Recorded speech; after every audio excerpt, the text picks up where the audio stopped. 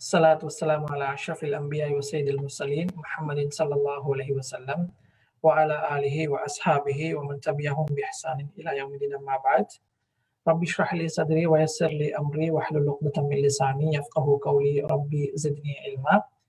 سبحانك لا علم لنا إلا ما علمتنا إنك أنت العليم الحكيم. இக்ரா இஸ்லாமிய சங்கத்தினால் புனித ரமலானை முன்னிட்டு ஏற்பாடு செய்யப்பட்டிருக்கின்ற இந்த விசேட வகுப்பிலே இணைந்து கொண்டிருக்கின்ற சகோதர சகோதரிகளே, எனது மூத்த சகோதரிகளே, உங்கள் அனைவருக்கும் அஸ்ஸலாமு அலைக்கும் வரஹ்மத்துல்லாஹி தஆலா வபரகாத்துஹு. எம்மை இன்னும் ஒரு வார காலத்திலே வந்தடைய இருக்கின்ற இந்த அருள்கள் பொருந்திய புனித மிகு ரமலான் எனக்கும் உங்களுக்கும் வெற்றியை பெற்று தருகின்ற, சுவனத்துக்கான வாயில்களை திறந்து தருகின்ற ஒரு அருள் மிகுந்த ஒரு சந்தர்ப்பமாக அமையட்டும் என்று வல்லநாயன் அல்லாஹு தஆலாவை பிரார்த்தித்தவனாக இந்த இடத்திலே நாங்கள் ஒரு கலந்துரையாடலை நிகழ்த்துவதற்கு தயாராக இருக்கின்றோம். நாங்கள் அல் குர்ஆனின் ஊடாகவும் அதே நேரம் சுன்னாவின் ஊடாகவும் இந்த புனித ரமதான் குறித்து பார்க்கின்ற போது, அது தொடர்பாக வந்திருக்கின்ற விடயதானங்களை நாங்கள் சேர்த்து படித்து பார்க்கின்ற போது, ஒரு மனிதனுடைய வாழ்விலே பெரும் மாற்றத்தை ஏற்படுத்துவதற்கு அல்லாஹ் தந்திருக்கின்ற மிக பெரும் ஒரு அவகாசங்களில் ஒன்றாக இந்த புனித மிகு ரமதான் மாதம் அமைந்திருக்கிறது. ரசூலுல்லாஹி ஸல்லல்லாஹு அலைஹி வஸல்லம் அவர்கள் கூறிய ஒரு நபிமொழி இப்படி பதிவு செய்யப்பட்டிருக்கிறது. ரமதான் மாதம் ஆரம்பிக்கின்ற போது அல்லாஹு தஆலா ஷைத்தான்களையும் ஜின்களையும் கட்டி போடுவதாகவும், சங்கிலிகளால் கட்டி போடுவதாகவும், நரகத்தினுடைய எல்லா வாயில்களும் மூடப்படுவதாகவும், அதனுடைய ஒரு வாயில் கூட திறக்கப்பட மாட்டாது என்றும், சுவனத்தினுடைய எல்லா கதவுகளும் திறக்கப்பட்டு அதனுடைய ஒரு கதவேனும் மூடப்பட மாட்டாது என்றும், நன்மையை நோக்கி விரைந்து செல்கின்ற மனிதர்களுக்கான அழைப்பை ஒரு மலக்கு விடுத்து கொண்டே இருப்பார் என்றும், பாவங்களின் பால் இருக்கின்ற ஒரு மனிதனுக்கு அந்த பாவங்களிலிருந்து தன்னை தவிர்ந்து கொள்ளுமாறு ஒரு மலக்கு அழைத்து கொண்டே இருப்பதாகவும், இந்த மாதத்திலே இருக்கின்ற மிக பெரும் அருள்களில் ஒன்றான அந்த நரக விடுதலையை நோக்கி நீங்கள் வாருங்கள் என்று அல்லாஹு தஆலா அழைப்பிடுவதாக ரசூலுல்லாஹி ஸல்லல்லாஹு அலைஹி வஸல்லம் அவர்கள் அந்த கருத்தை உடனே ஒரு நபிமொழியை சுட்டிக்காட்டினார்கள். இந்த அளவு அருள்கள் பொருந்திய ஒரு மாதம் இன்ஷா அல்லாஹ் இன்னும் 4-5 நாட்களில் எங்களை வந்தடைய இருக்கிறது. ஒரு ஃபர்தான கடமையை நாங்கள் நிறைவேற்றுகின்ற போது அது பல மடங்கு நன்மைகளை எங்களுக்கு தர காத்திருக்கின்றது. அதே போன்று அல்லாஹு தஆலா இன்னும் சில சந்தர்ப்பங்களிலே சொல்லுகின்ற போது ஹதீஸுல் குதுஸிலே பதிவு செய்யப்பட்டிருப்பது போன்று வரையறையற்ற நன்மைகளை அல்லாஹு தஆலா தர காத்திருக்கிறார். நோன்புக்கான கூலியை அல்லாஹு தஆலா வரையறுத்து சொல்லவில்லை. அதே போன்று நாங்கள் இன்னும் தேடி தேடி பார்க்கின்ற போது இந்த ஒரு நோன்பாளினுடைய வாயிலிருந்து வருகின்ற அந்த வாடைக்கு கூட ஒரு பெருமதியை அல்லாஹு தஆலா இந்த மாதத்தின் மூலமாக தருகிறார் என்றால் இந்த மாதம் எந்த அளவு மகத்துவம் மிக்கது என்பதனை எங்களால் மிக இலகுவாக புரிந்து கொள்ள முடியுமாக இருக்கிறது. இந்த பின்னணியிலேதான் நாங்கள் வரலாறு நெடுகிலும் பார்ப்போம். வரலாறு நெடுகிலும் நாங்கள் பார்க்கின்ற போது எங்களுடைய முன்னோர்களாக இருக்கலாம், அல்லது அண்மை காலங்களிலே இருந்த ஒரு 15-20 வருடங்களுக்கு முன்னால் இருந்த அந்த சூழலை எடுத்து பார்த்தால் கூட, அந்த ரமதான் மாதம் வருகின்ற போது அதனை வரவேற்பதற்கான மிக பெரும் ஏற்பாடுகள் கிராமங்களிலே, எங்களது ஊர்களிலே இடம்பெற்று வந்தன. அளவுக்கு என்றால் வீடுகள் சுத்திகரிக்கப்பட்டு, ஒட்டறைகள் எல்லாம் அடிக்கப்பட்டு, சில இடங்களிலே அந்த பாதைகள் எல்லாம் துப்புரவு செய்யப்பட்டு, அந்த ரமலானை வரவேற்பதற்கான ஒரு பௌதீக ரீதியான தயார்நிலை, ஒரு மாத்தியன் நாங்கள் தயாராகின்ற ஒரு வரலாற்று ஒரு ஒழுங்கை நாங்கள் சமூகத்திலே கண்டோம். அதே போன்று வரலாற்றில இன்னும் ஒரு பகுதி இருக்கிறது, மாணவியன். அந்த ரமலானை நாங்கள் எப்படி மிகச் சிறப்பாக பயன்படுத்தலாம், அதிலிருந்து எப்படி பயன்களை பெற்றுக் கொள்ளலாம் என்று எங்களுடைய முன்னோர்கள், அது சஹாபாக்கள் தொடக்கம் இன்றைய சலபு சாலிஹீன்கள் வரையும் எல்லோரும் அந்த சந்தர்ப்பத்தை பயன்படுத்திக் கொள்வதற்காக வேண்டி அணிதிரண்டு வந்தார்கள் என்பதனை நாங்கள் வரலாறு நெடுகிலும் பார்க்கிறோம்.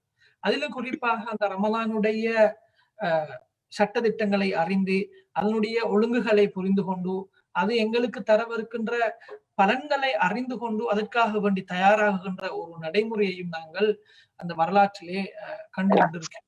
எனவே அந்த வகையிலே நாங்கள் இந்த சந்தர்ப்பத்திலே புனிதமிகு ரமலான் எங்களுடைய வாழ்க்கையிலே ஏற்படுத்த இருக்கின்ற அந்த மாற்றங்கள் குறித்து, அதனை மாற்றங்கள் ஊடாக எங்களுடைய வாழ்வை மேம்படுத்திக் கொள்ள தயாராகுகின்ற சந்தர்ப்பத்திலே ஒரு சில விடயதானங்கள் குறித்து பேசுவதற்கு தயாராக இருக்கும். அந்த வகையிலே ரமதான் தொடர்பான ரமலான் நோன்பு தொடர்பான ஃபிக்ஹ் சட்டங்கள் குறித்து நாங்கள் இந்த இடத்திலே பேசுவதற்கு தயாராக இருக்கிறோம்.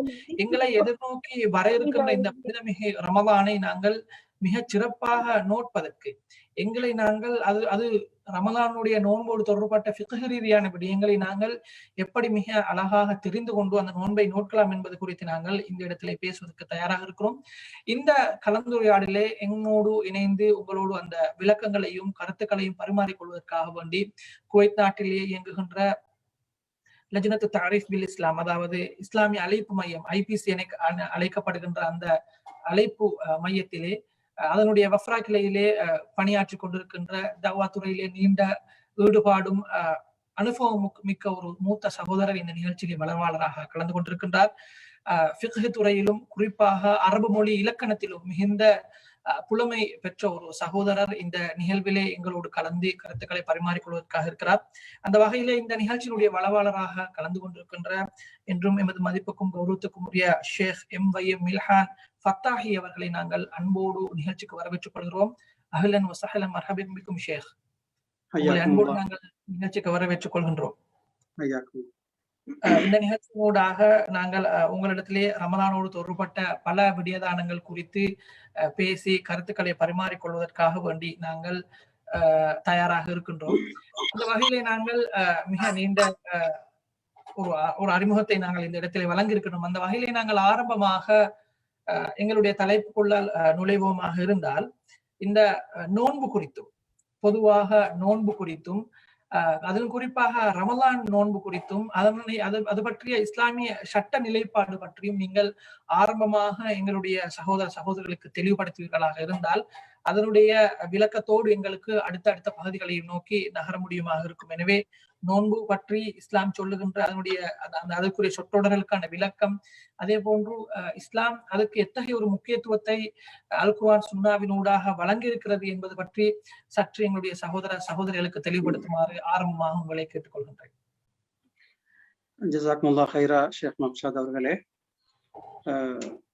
பிஸ்மில்லாஹிர் ரஹ்மானிர் ரஹீம். அல்ஹம்துலில்லாஹி ரப்பில் ஆலமீன் வஸ்ஸலாத்து வஸ்ஸலாமு அலா அஷ்ரஃபில் அன்பியா வல் முர்சலீன் வ அலா ஆலிஹி வ அஸ்ஹாபிஹி அஜ்மஈன். அம்மா பஅத். இவ்வாறான ஒரு சந்தர்ப்பத்தை ஏற்படுத்தி தந்தமைக்காக முதலில் அல்லாஹ் சுப்ஹானஹு வ தஆலாவுக்கு நன்றி செலுத்தியவனாக,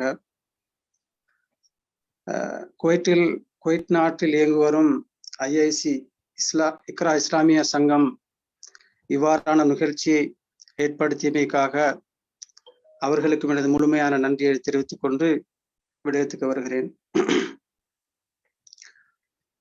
இஸ்லாத்துடைய ஐம்பெரும் கடமைகளில் ஒன்றான நோன்பு என்று சொல்லக்கூடியது ஒரு பிரதானமான ஐம்பெரும் கடமைகளில் ஒன்றாக இஸ்லாம் கருதுகின்றது.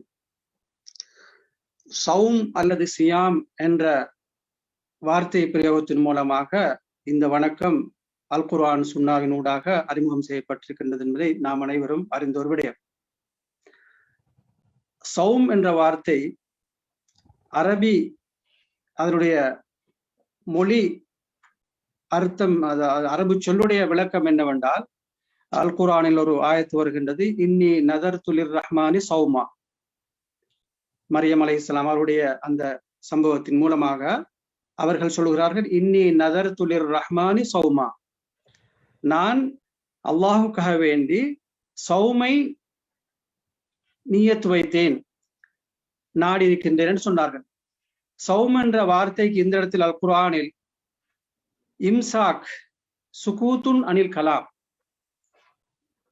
வாயால் எந்த ஒரு வார்த்தையும் பேசுவது இல்லை என்ற விஷயத்தை நான் அல்லாஹுக்காக வேண்டி நான் நேர்ச்சை வைத்துக் கொண்டேன் என்று சொல்கிறார். அப்ப இந்த அல் குர்ஆனை வசனத்தில் நாங்கள் தெளிவு பெற வேண்டிய விஷயம், சௌம் என்ற வார்த்தைக்கு வாயால் எந்த ஒரு வார்த்தையும் வெளியிடாமல் தவிர்ந்து கொள்றது என்ற அர்த்தத்தை கொடுக்கின்றது. இது அந்த அரபு மொழி சொல்லாக இருந்து கொண்டிருக்கின்றது. இந்த சௌம் என்ற வார்த்தையை ஃபிக்ஹுத்துறை சட்ட அறிஞர்கள் இஸ்லாத்தில் அதை ஒரு அதாவது ஷரான் என்று சொல்றது, நாங்கள் ஒரு இஸ்லாத்தில் ஒரு ஃபிக்ஹுத்துறை சட்ட அறிஞர்கள் இதற்கு எடுக்கக்கூடிய விளக்கம் என்னவென்றால், இம்சாக்குன் அனில் முஃபத்திராதி மின் துலூஇல் ஃபஜ்ரி இலா குரூபி ஷம்ஸி மஅன் நிய்யத். அதாவது நோன்பை முறிக்கக்கூடிய கருமங்களில் ஈடுபடக்கூடாது ஒரு குறிப்பிட்ட காலப்பகுதியில். அதாவது ஃபஜ்ர் உதயமானதிலிருந்து சூரியன் மறையும் வரைக்கும் அல்லது சூரியன் அஸ்தமிக்கும் வரைக்கும் ஒரு குறிப்பிட்ட நீயத்துடன் நோன்பை முறிக்கக்கூடிய விடயங்களில் ஈடுபடாமல் இருப்பதைத்தான் சௌம் என்ற வார்த்தை சட்ட அறிஞர்கள், மார்க்க சட்ட அறிஞர்கள் இதற்கு பொருள் விளக்கம் கொடுக்கிறார்கள். அதாவது ஃபஜ்ர்னு சொல்லும் பொழுது உங்களுக்கு தெரியும், இரண்டு விதமான ஃபஜ்ரு சாதிக் அல்லது ஃபஜ்ருல் காதிப், மெய் வெள்ளை பொய் வெள்ளை என்று சொல்வார்கள். அதாவது குவைத் நாட்டை பொறுத்தவரை இரண்டு அதான்கள் கூட சொல்வார்கள். அந்த மெய் வெள்ளைக்கு முன்னால் ஒரு அதான் சொல்லப்படுகின்றது தஹஜ்ஜுத்காக வேண்டி. அதாவது நாங்கள் இங்கு நாடக்கூடிய துலூஉல் ஃபஜ்ர் என்றால் அடிவானத்தில், கிழக்கு பகுதியில் அடிவானத்தில் குறுக்காக வரக்கூடிய ஒரு வெளிச்சத்தை தான் ஃபஜ்ரு சாதிக் என்று சொல்வது. அந்த ஃபஜ்ரு சாதிக் வரைக்கும் அதுதான் ஆரம்பம். அந்த ஆரம்பத்துல இருந்து சூரியனுடைய முழு வட்டமும் மறைய வேண்டும், சூரியனுடைய முழு பகுதியும் மறைய வேண்டும். இந்த காலப்பகுதியில் நீங்கள் எந்த ஒரு உணவையும் உணவு மாத்திரமல்ல நோன்பை முறிக்கக்கூடிய எந்த ஒரு கர்மங்களையும் ஈடுபடக்கூடாது. ஆனால் ஒரு நீயாண்டு ஒரு குறிப்பிட்ட நீயத்து ஒன்று வேணும். அந்த நீயத்து இரவு நேரங்கள் உருவாக்கப்பட வேண்டும், அந்த நீயத்துடன் இருக்க வேண்டும். இந்த குறிப்பிட்ட காலப்பகுதியில் நீயா இல்லாமல் முழு நேரமும் நீங்கள் நோன்பை முறிக்கக்கூடிய கர்மங்களில் ஈடுபடாமல் பசியுடன் இருந்தாலும் கூட அது நோன்பாக கணக்கெடுக்கப்பட மாட்டாது. காரணம் நீயத்தில்லை என்ற காரணத்தினால. இதுதான் அந்த ஃபிக்ஹ் சட்ட அறிஞருடைய அந்த சௌம் என்ற வார்த்தைக்கு அவர்கள் கொடுக்கக்கூடிய விளக்கம். அடுத்ததாக இந்த நோன்பு, இந்த கடமையாக்கப்பட்டது ஹிஜ்ரி 2ஆம் மாதம் ஷாபான் மாதத்தில் கடமையாக்கப்பட்டது. அதாவது மதீனாவுடைய காலப்பகுதியில் இது கடமையாக்கப்பட்டது. இந்த நோன்பு என்று சொல்லக்கூடிய வழக்கம் ரசூலுல்லாஹி ஸல்லல்லாஹு அலைஹி வஸல்லம் அவருடைய உம்மத்துக்கு மாத்திரம் ஒரு குறிப்பான ஒரு வணக்கம் அல்ல, இது ஒரு பழைய ஒரு வணக்கம். ஜகாத் தொழுகை, ஜகாத் தொழுகை போன்று ரமலான் என்பது, அந்த நோன்பு என்பது ரமலான் அல்ல, நோன்பு என்பது ஒரு பழைய வணக்கங்களில் நோன்பு. இதுக்கு முன்னால் உள்ள உம்மத்துகளுடன் நோன்பு என்ற விஷயத்தில் ஒன்றுபடுகிறோம். நோன்பு மார்க்கமாக்கப்பட்டது, கடமையாக்கப்பட்டது என்ற விஷயத்தில் இதுக்கு முன்னாளுடைய உம்மத்துகளில் நாங்கள் ஒன்றுபடுகிறோம். ஆனால் நாங்கள் வேறுபடுகிறது ரமலான் மாதத்தில் நோன்பு கடமையாக்கப்பட்ட என்ற விஷயத்தில் நாங்கள் வேறுபடுகின்றோம். இதுக்கு முன்னால் உள்ள உம்மத்துகளுக்கு ரமலானில் கடமையாக்கப்பட்டிருக்கவில்லை, இந்த அமைப்பிலும் இல்லை, இந்த வடிவத்தில் இப்பொழுது நான் சொன்ன அந்த வரைவிலக்கணப்படியும் அல்ல, ஏதோ ஒரு அமைப்பில் நோன்பு என்று அவர்களுக்கு இருந்தது, ரமலான் மாதத்தில் இருக்கவில்லை. எங்களுக்குத்தான் ஒரு குறிப்பிட்ட விதிவிலக்கு, இவ்வளவு காலப்பகுதியில் இந்த அமைப்பை நீங்கள் நிறைவேற்ற வேண்டும், இந்த காலப்பகுதியில் தான் இருக்க வேண்டும், ரமலான் மாதத்தில் இருக்க வேண்டும். இதுதான் எங்களுடைய ரசூலுல்லாஹி ஸல்லல்லாஹு அலைஹி வஸல்லம் உம்மத்தில் நாங்கள் முன்னைய உம்மத்திலிருந்து வேறுபடக்கூடிய ஒரு விஷயமாக இருந்து கொண்டிருக்கிற இந்த விஷயத்தை நாங்கள் ஞாபகத்தில் வைத்துக் கொள்ள வேண்டும்.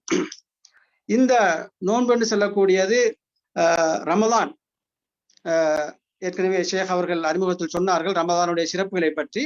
அதனால் நான் அதை நீண்ட தூரம் ரமலானை பற்றி நான் உங்களுக்கு சொல்ல தயாராகவில்லை.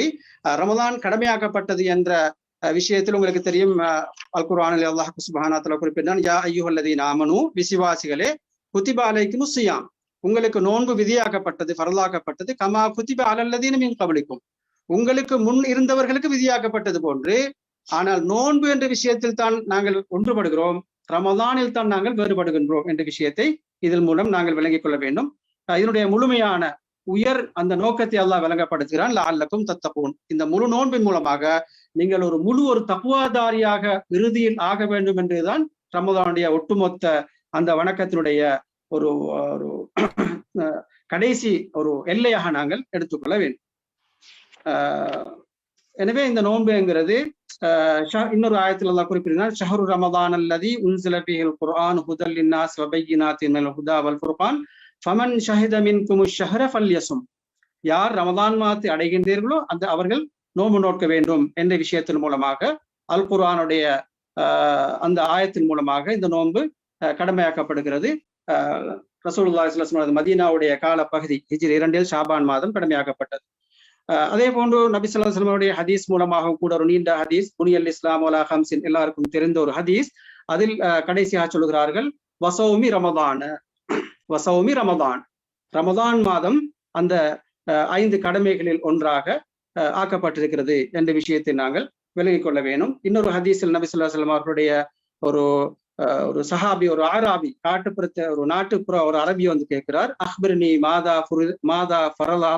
மாதா ஃபரல அலைய அல்லாஹு மினஸ் ஸௌமி, நோன்புல அல்லாஹ் எனக்கு எதனை கடமையா இருக்கிறான்னு கேட்கும் பொழுது பதில் சொன்னார்கள், சியாமு ரமதான், நீங்கள் ரமதான் மாதத்தில் நோன்பு நோக்க வேண்டும் என்று பதிலளித்தார்கள். எனவே இந்த வகையில் நோன்பு ஃபரலாக்கப்பட்டு கடமையாக்கப்பட்டு என்ற விஷயத்தை நாங்கள் அல் குர்ஆன் சுன்னா மூலமாக விளங்கக்கூடியதாக இருக்கின்றது. இந்த வகையில் இதை யாராலும் மறுக்க முடியாது. எங்களுக்கு இந்த நீங்கள் வழங்கிய அறிமுகத்தினூடாக சில விடயங்களை புரிந்து கொள்ள முடியுமா இருந்ததுல மிக முக்கியமான ஒரு விடயம், நோன்பு என்பதனுடைய அடிப்படை கருத்து ஒன்று தவிர்ந்திருத்தல் என்கின்ற அந்த பகுதி. எனவே நாங்கள் அதனை புரிந்து கொள்கிறோம். இரண்டாவதாக, இந்த நோன்பு என்பது எங்களுடைய ரசூலுல்லாஹி ஸல்லல்லாஹு அலைஹி வஸல்லம் உம்மத்துக்கு மட்டும் ஒரு தனித்துவமான ஒரு அமல் அல்ல.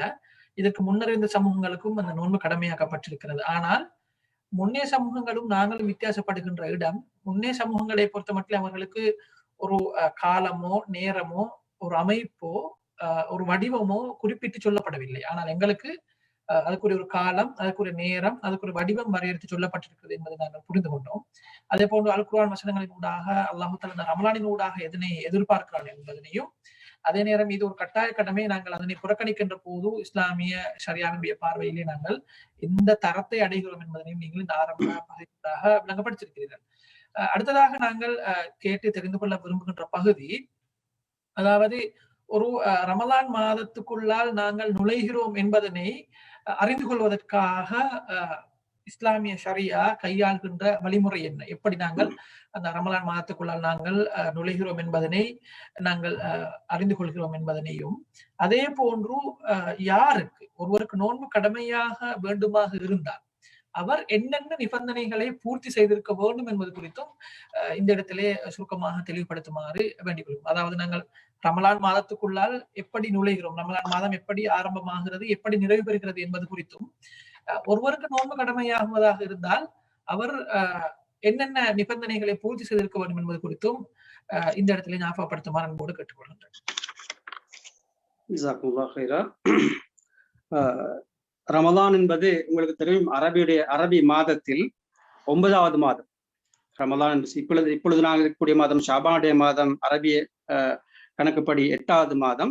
அடுத்து வரக்கூடிய ரமலான் வந்து 9வது மாதம். மாதங்களை கணிப்பிடுவதற்காக வேண்டி இஸ்லாம் பிறையை, இளம் பிறையை பார்க்க வேண்டும். ஹிலால் தென்பட்டால் தான் அந்த மாதம் உருவானதை நாங்கள் கலண்டரில், இஸ்லாமிய கலண்டரில் பதிவு செய்கின்றோம். இந்த வகையில் ரமலானுடைய அந்த மாதம் எவ்வாறு ஆரம்பமாகின்றது என்பதை 2 விடயங்கள் மூலமாக எங்களுக்கு தெரிஞ்சு கொள்ளலாம். ஒன்று, ருயத்துல் ஹிலால், இளம்பிறையை கண்ணால் பார்ப்பது, இளம்பிறையை கண்ணால் பார்ப்பது. இரண்டாவது, இக்மாலு ஷாபான சலாசீன யௌமன், ஷாபான் மாதத்தை 30ஆக பூர்த்தி செய்வது. இந்த 2 விடயங்கள் மூலமாக நாங்கள் அந்த ரமலான் மாதத்தில் உள்ளே நுழைகிறோம் என்பதை எங்களுக்கு தீர்மானித்துக் கொள்ள முடியும்.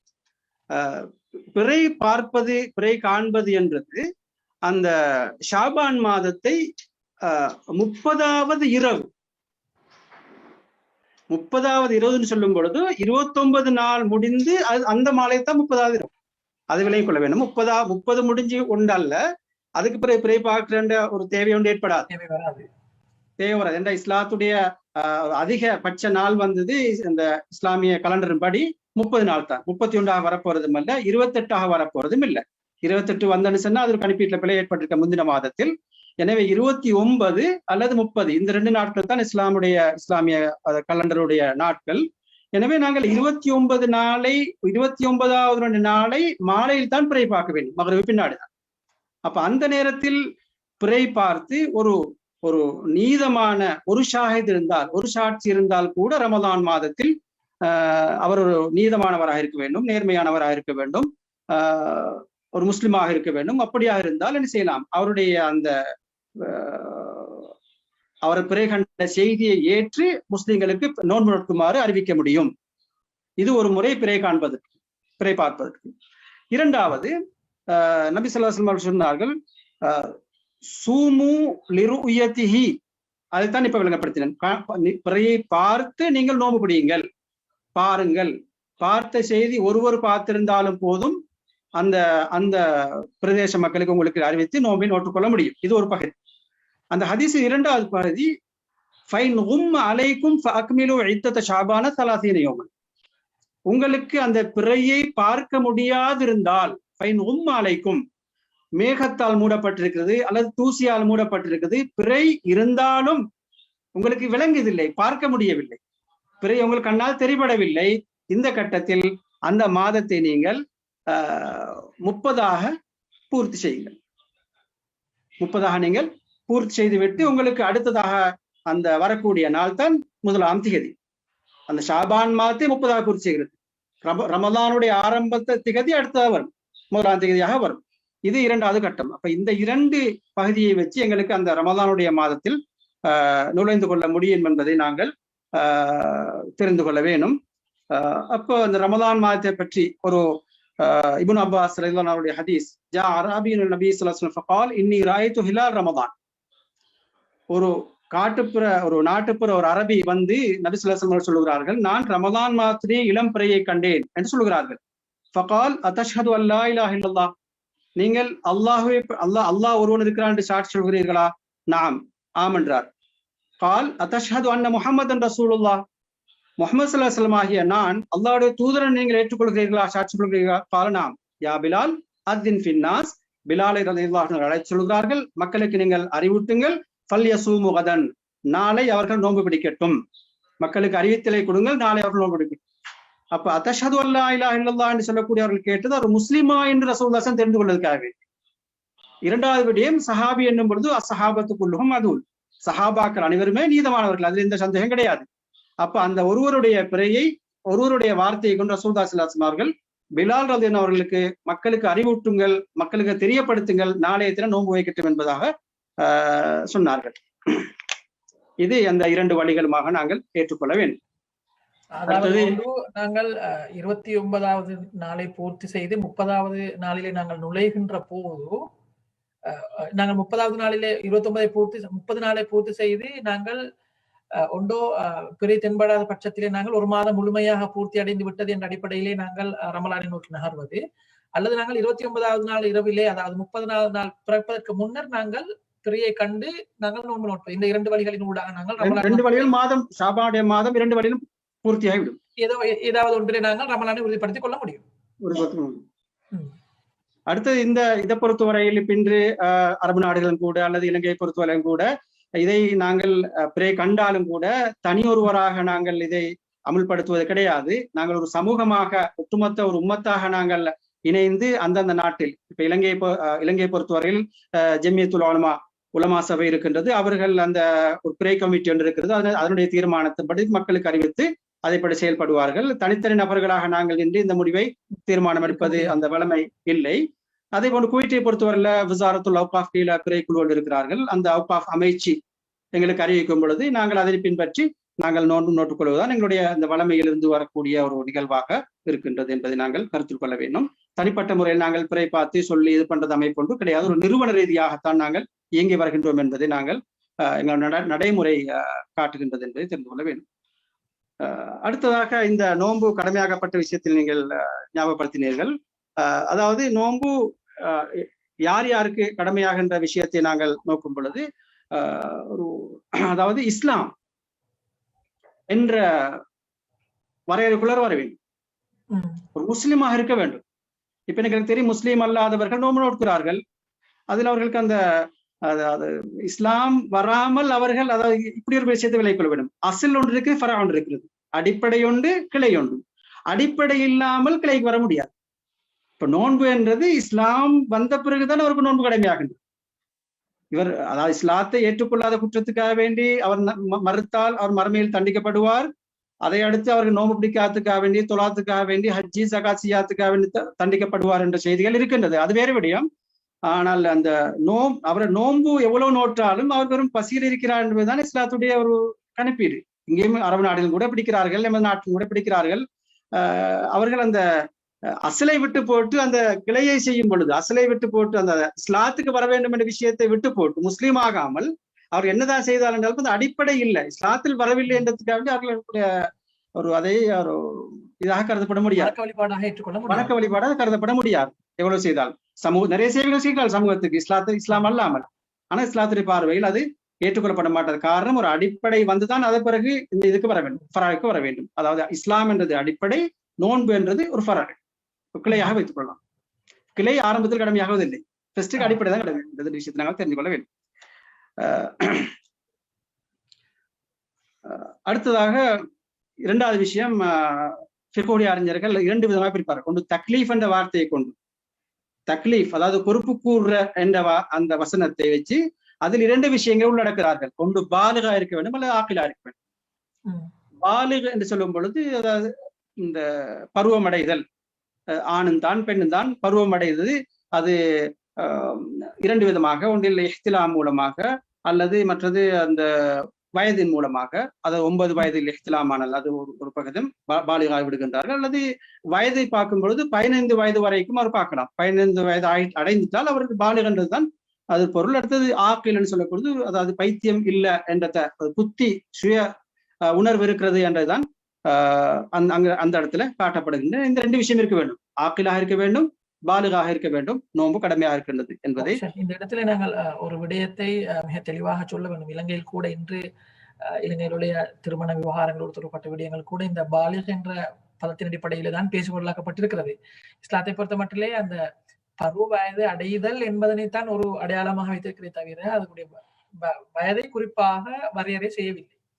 அதே நேரம் இன்றைய சூழலிலே ஏற்பட்டிருக்கின்ற உணவு பழக்க வழக்கங்கள், குறிப்பாக அதிக அளவிலான அந்த பாய்லர் சிக்கன் இது போன்ற உட்கொள்வல் ஊடாக வளர்ந்து வருகின்ற குழந்தைகளுடைய உடல் மாற்றங்கள் மிக விரைவாக ஏற்றுக்கொள்ளப்படுவதாக பலவிதமான ஆய்வுகளிலே முன்வைக்கப்பட்டிருக்கிறது. எனவே பெற்றோர்கள் விழிப்பாக இருக்க வேண்டிய ஒரு இடம் இருக்கிறது. அதாவது அந்த பருவதை அடைவதாக இருந்தால், நாங்கள் பெண்களை பொறுத்த மட்டிலே வயதுக்கு வருவதாக சொல்லுவோம், ஆண்களை பொறுத்த மட்டிலே அவர்களுடைய விந்து வெளியேறுகின்ற அந்த காலப்பரியதை நாங்கள் சொல்லுவோம். எனவே அவர்கள் அந்த நிலையை அடைவார்களாக இருந்தால், சில வேளை ஒரு காலகட்டம் இருந்தது 15-14 வயது என்பதை உச்சகட்டமாக வைத்திருந்தார்கள், குறைந்த எல்லையாக 9 வயதை வைத்திருந்தார்கள். இப்போது 8-7 வயதுகளிலே இவை நடக்கின்ற ஒரு சூழலை நாங்கள் காண்கின்றோம். எனவே அப்படி வருகின்ற போது நாங்கள் அந்த விடயத்தை கவனத்தில் கொள்ள வேண்டும். அதே நேரம் மறுபக்கத்திலே அந்த பிள்ளைக்கு அதனை உணர்ந்து செய்யக்கூடியதற்கான பக்குவம் இருக்கிறதா என்பதனை நாங்கள் புரிந்து கொள்ள வேண்டும் என்பதனை இந்த இடத்துல நான் ஞாபகப்படுத்திக் கொள்வது பொறுத்து நினைக்கின்றேன். எனவே அந்த வயதை நாங்கள் நோக்குவது இப்ப நீங்கள் சொன்னது போல அந்த இயற்கையாக வரக்கூடிய அந்த நிலை ஏற்படாத கட்டத்தில் தான் நாங்கள் அந்த வயதை நிர்ணயித்து கவனிக்க வேண்டும் என்ற விஷயம். அடுத்தது இவர் அதாவது ஆக்கில் பாலிக் இல்லை என்று வச்சுக்கொண்டால் அவர்களுக்கு ஏன் அவர்களுக்கு கடமை இல்லை என்ற விஷயத்தை நாங்கள் பார்க்கும் பொழுது ஒரு ஹதீஸில் பார்க்கலாம்.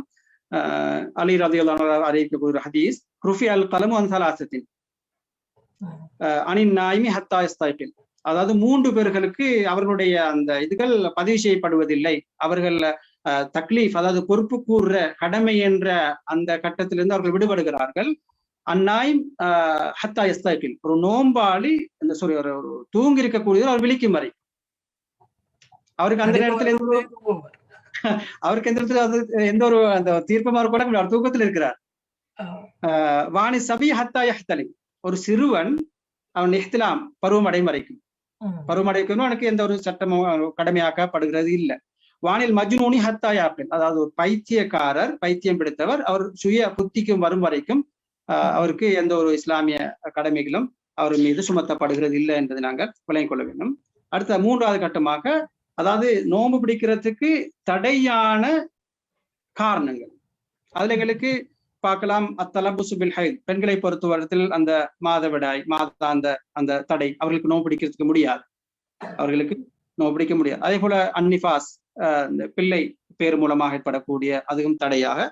இது பகல் காலத்தில் ஒரு பகுதியில் ஏற்பட்டாலும் கூட அவர்கள் அந்த நோன்பு பிடிக்க முடியாது. நோன்பை அவர்கள் விட்டுவிட வேண்டும். அதாவது நோன்பு திறப்பதற்கு சற்று நேரத்துக்கு முன்னால் இருந்தாலும் கூட அவர்கள் நோன்பை அவர்களுக்கு தொடர முடியாது. நான் ஏற்கனவே குறிப்பிட்டேன், அந்த நோன்புடைய அந்த வரைவிலக்கண காலப்பகுதி, அந்த காலப்பகுதிக்கு உள்ளால இது நடக்கும் என்றால் நீங்கள் அந்த நோன்பை உங்களுக்கு தொடர முடியாது, நோன்பை விட்டுவிட வேண்டும். அடுத்ததாக மயக்கம் ஏற்படுகிறது. அடுத்தது பைத்தியம். இது முழு நாளும் இருக்கும் என்றால், பைத்தியம் அல்லது மயக்கம் முழு நாளும் இருக்கும் என்றால் அவர்கள் நோன்பு பிடிக்க முடியாது. அந்த குறிப்பிட்ட நேரம் கூட அந்த நிலையிலிருந்து அவர்கள் சுய புத்திக்கு வருவார் என்றால் அந்த உதிர் இல்லாமல் போய்விடுகிறது. அவர்கள் நோம்பியவர்கள் தொடரலாம், நோம்பியவர்களுக்கு தொடரலாம். அதே போல இதில் விடுபட்டால் அவர்கள் அந்த நோன்பை விட்டவர்கள் உடைய என்ன செய்ய வேண்டும், ஏனைய அந்த காலப்பகுதி எந்த கட்டத்தில் அவர்கள் நோன்பு முறிகின்றதோ அது அந்த மகரிபு வரைக்கும் அவர்கள் எதையும் சாப்பிடாமல் இருக்கிறது தான் இஸ்லாத்துடைய அந்த விதிமுறையாக இருக்கின்றதுன்னு சொல்றது. நாங்கள் இந்த இடத்துல ரமலான் எப்படி ஆரம்பம் வாங்குவது என்பதனை நாங்கள் வரையறுப்பது குறித்து பார்த்தோம்.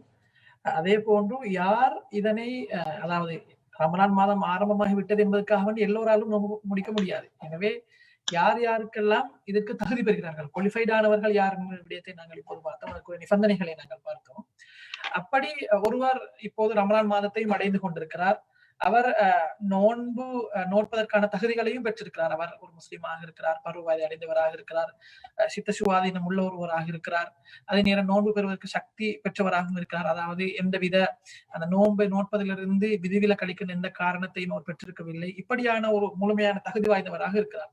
இப்படியான ஒருவர் நோட்கின்ற நோன்பு ஏற்றுக்கொள்ளப்படுகின்ற ஒரு நோன்பாக அல்லது அங்கீகரிக்கப்படுகின்ற ஒரு நோன்பாக இருக்க வேண்டுமாக இருந்தால் அந்த நோன்பு என்னென்ன நிபந்தனைகளை பூர்த்தி செய்ய வேண்டும் என்பதனை நாங்கள் தெளிவுபடுத்துவது மிக பொருத்தமாக இருக்கும் என்று நினைக்கிறேன். என்றால் நாங்கள் ரமலான் மாதம் வந்துவிட்டோம் என்பதற்காக வேண்டி எல்லோராலும் நோன்பு நோக்க முடியாது.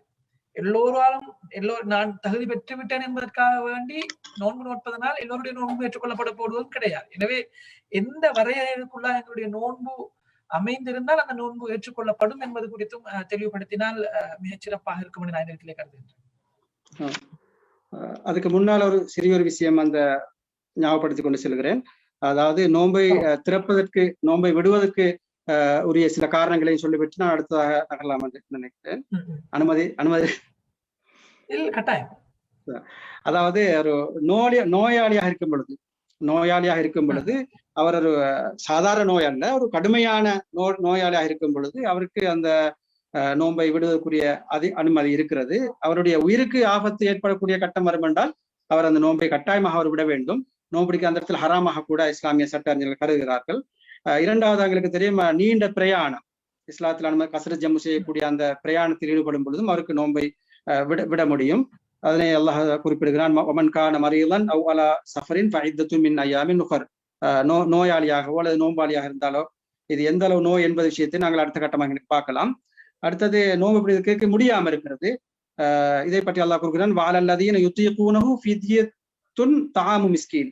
அதாவது நோன்பு பிடிக்க சக்தி இல்லை என்றால் அவர்கள் ஃபித்யா கொடுப்பதன் மூலமாக அவர்கள் அந்த கடமையிலிருந்து ஒதுங்கிக் கொள்ளலாம், அந்த கடமையை செய்வதிலிருந்து நீங்கிக் கொள்ளலாம் என்ற விஷயத்தை ஞாபகப்படுத்திக் கொள்கிறேன்.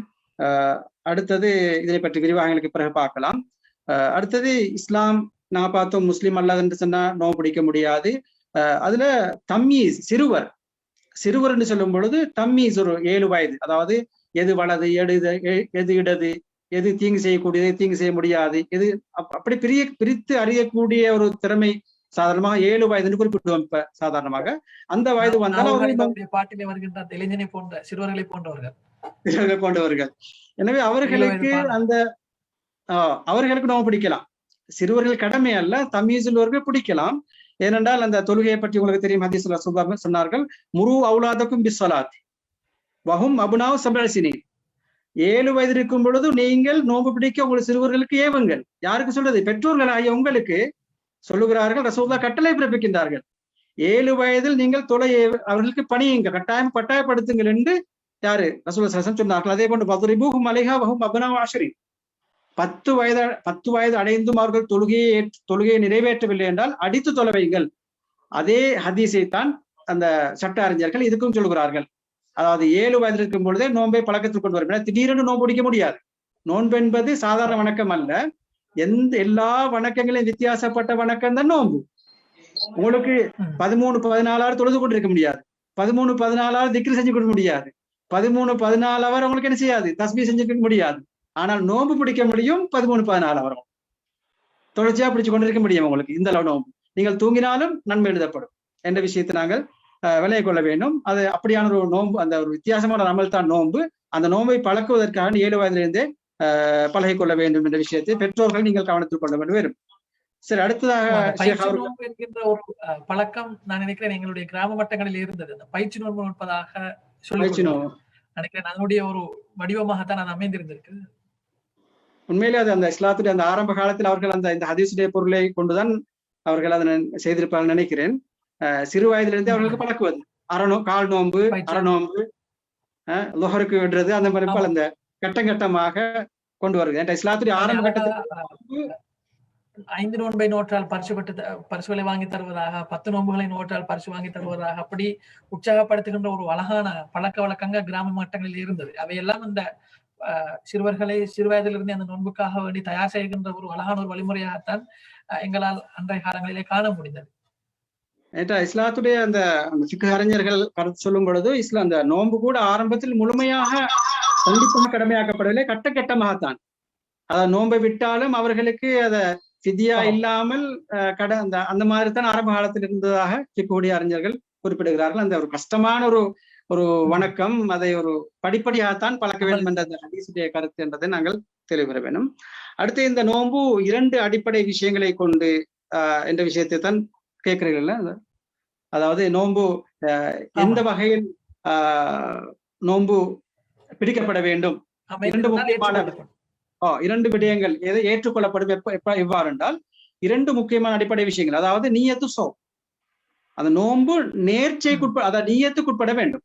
ஏற்கனவே நாங்கள் குறிப்பிட்டோம், அந்த ஒருவர் முழுமையாக ஒரு நாள் முழுதும் ஃபஜ்ருக்கு முன்னால் இருந்து மகரிப் வரைக்கும் அவர் சாப்பிடாம குடிக்காம உண்ணாம இருந்தால் அவர் நோன்பாளியாக கருதப்படுவாரா என்றால் இல்லை. ஏன்? அவர் நியத்து என்றது அவருக்கு இருக்கவில்லை. அதாவது அது முழுமையான வரை விலக்கணத்துக்கு அவர் வரவில்லை என்றதுதான் அவருடைய பொருள். அதாவது இம்சாக் அனில் முஃபத்திராத் மினல் ஃபஜ்ரில் குரூப், அதாவது ஃபஜ்ரில் இருந்து நான் ஃபஜ்ரை குரூபை விளங்கப்படுத்தியிருக்கிறேன்.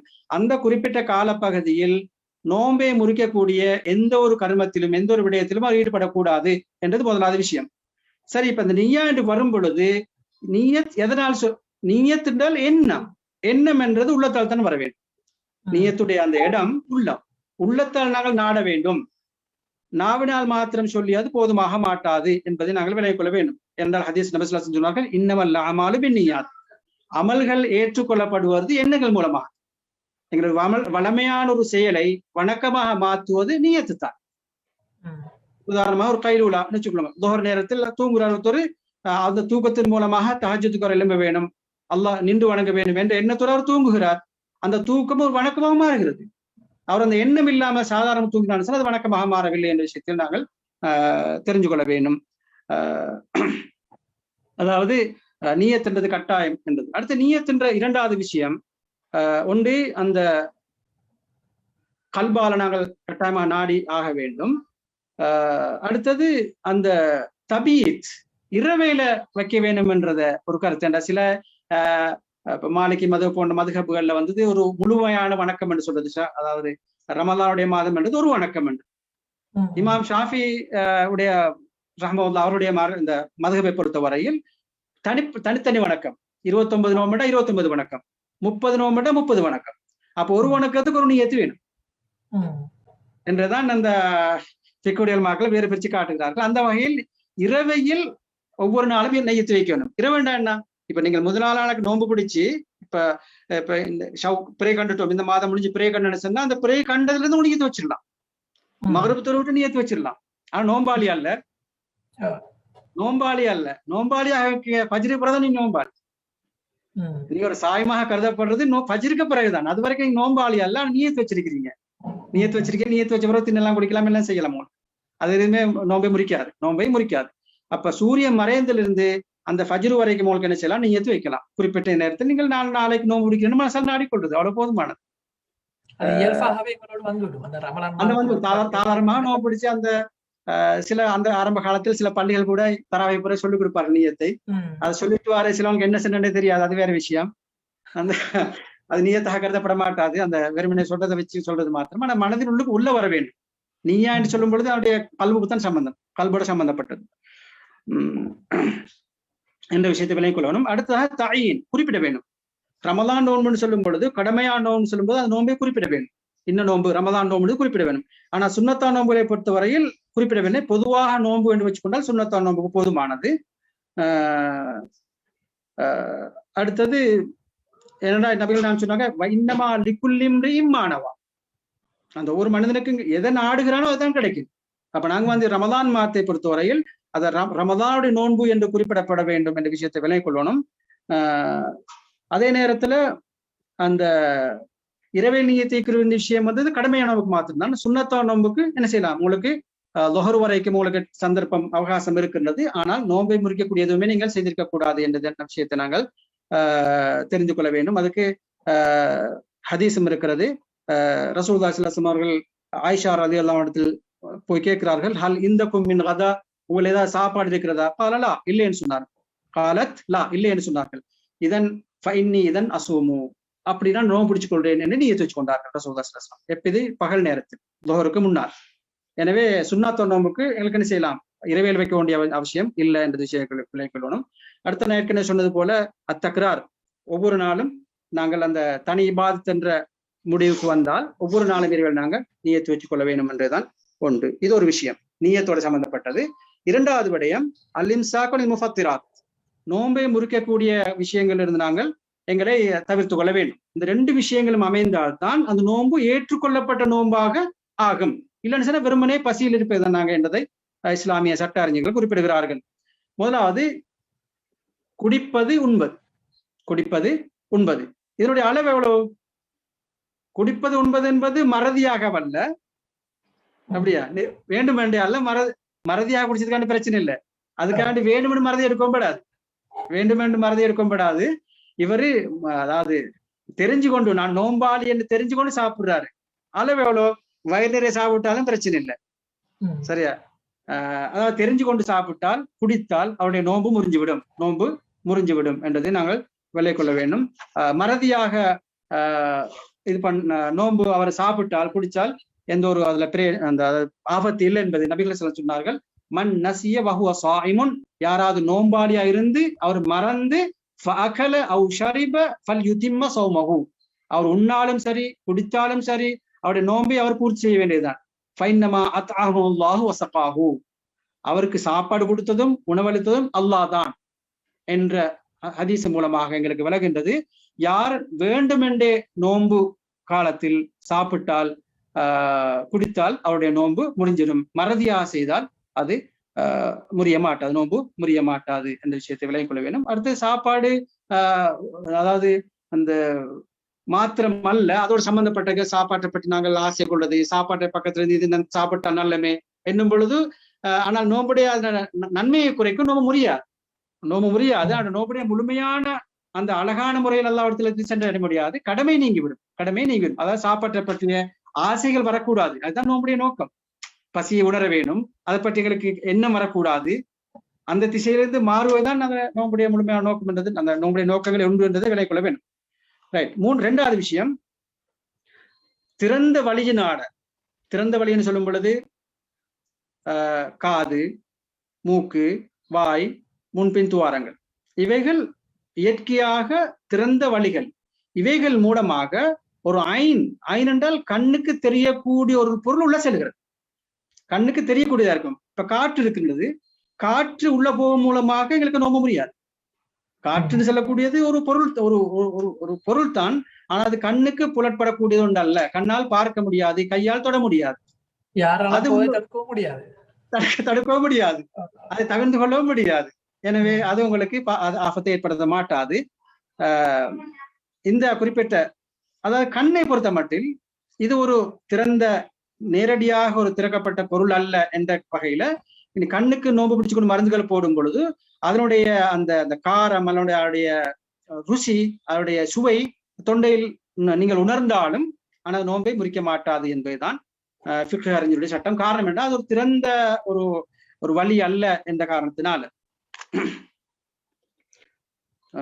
அதே போன்று நாங்கள் ஊசடிப்பதன் மூலமாக நரம்புகள் மூலமா திறந்த வழி அல்ல. இப்ப இந்த காலத்தை பொறுத்தவரை இப்ப வெக்சின் சொல்லக்கூடிய அந்த COVID-19 தடுப்பூசி நோன்பு காலத்தில் போடுவதில் எந்த ஒரு பிழையும் அல்ல. அது நோன்பை முறிக்காது. அதன் மூலமாக அனுப்பக்கூடிய அந்த மருந்து கூட சம்பந்தமான ஒரு ஃபத்வாவையும் அண்மையிலே வெளியிட்டிருந்தார்கள். எனவே உங்களுடைய நோன்பு காலத்திலே நீங்கள் பதிவு செய்தவர்களுக்கான சந்தர்ப்பங்கள் உருவாகி இருந்தால் நீங்கள் தயங்காமல் சென்று உங்களுடைய அந்த வேக்சின்களை பெற்றுக்கொள்ளுங்கள் கூட என்று அவர்கள் தெரிவித்திருந்தார்கள். அல்ஹம்துலில்லாஹ். எனவே அது நோன்பை உங்களுக்கு நோன்புக்கு எந்த ஒரு ஆபத்தையும் ஏற்பட மாட்டாது. என்றால் அதனுடைய உங்களுக்கு உணவுக்கு அந்த உடம்புக்கு ஒரு சக்தி ஏற்றுவதல்ல. ஒரு தடுப்பு ஊசி என்ற வகையில நோய்கள் வராத தடுப்பே அல்லாமல் உங்களோட உடம்புக்கு அதன் மூலமாக ஒரு போசாக்கு கிடைப்பதில்லை. அந்த ஊசியின் மூலமாக போசாக்கு கிடைக்கும் என்றிருந்தால் அது நோன்புடைய அந்த நோக்கத்துக்கு மாறுபடுகின்றது.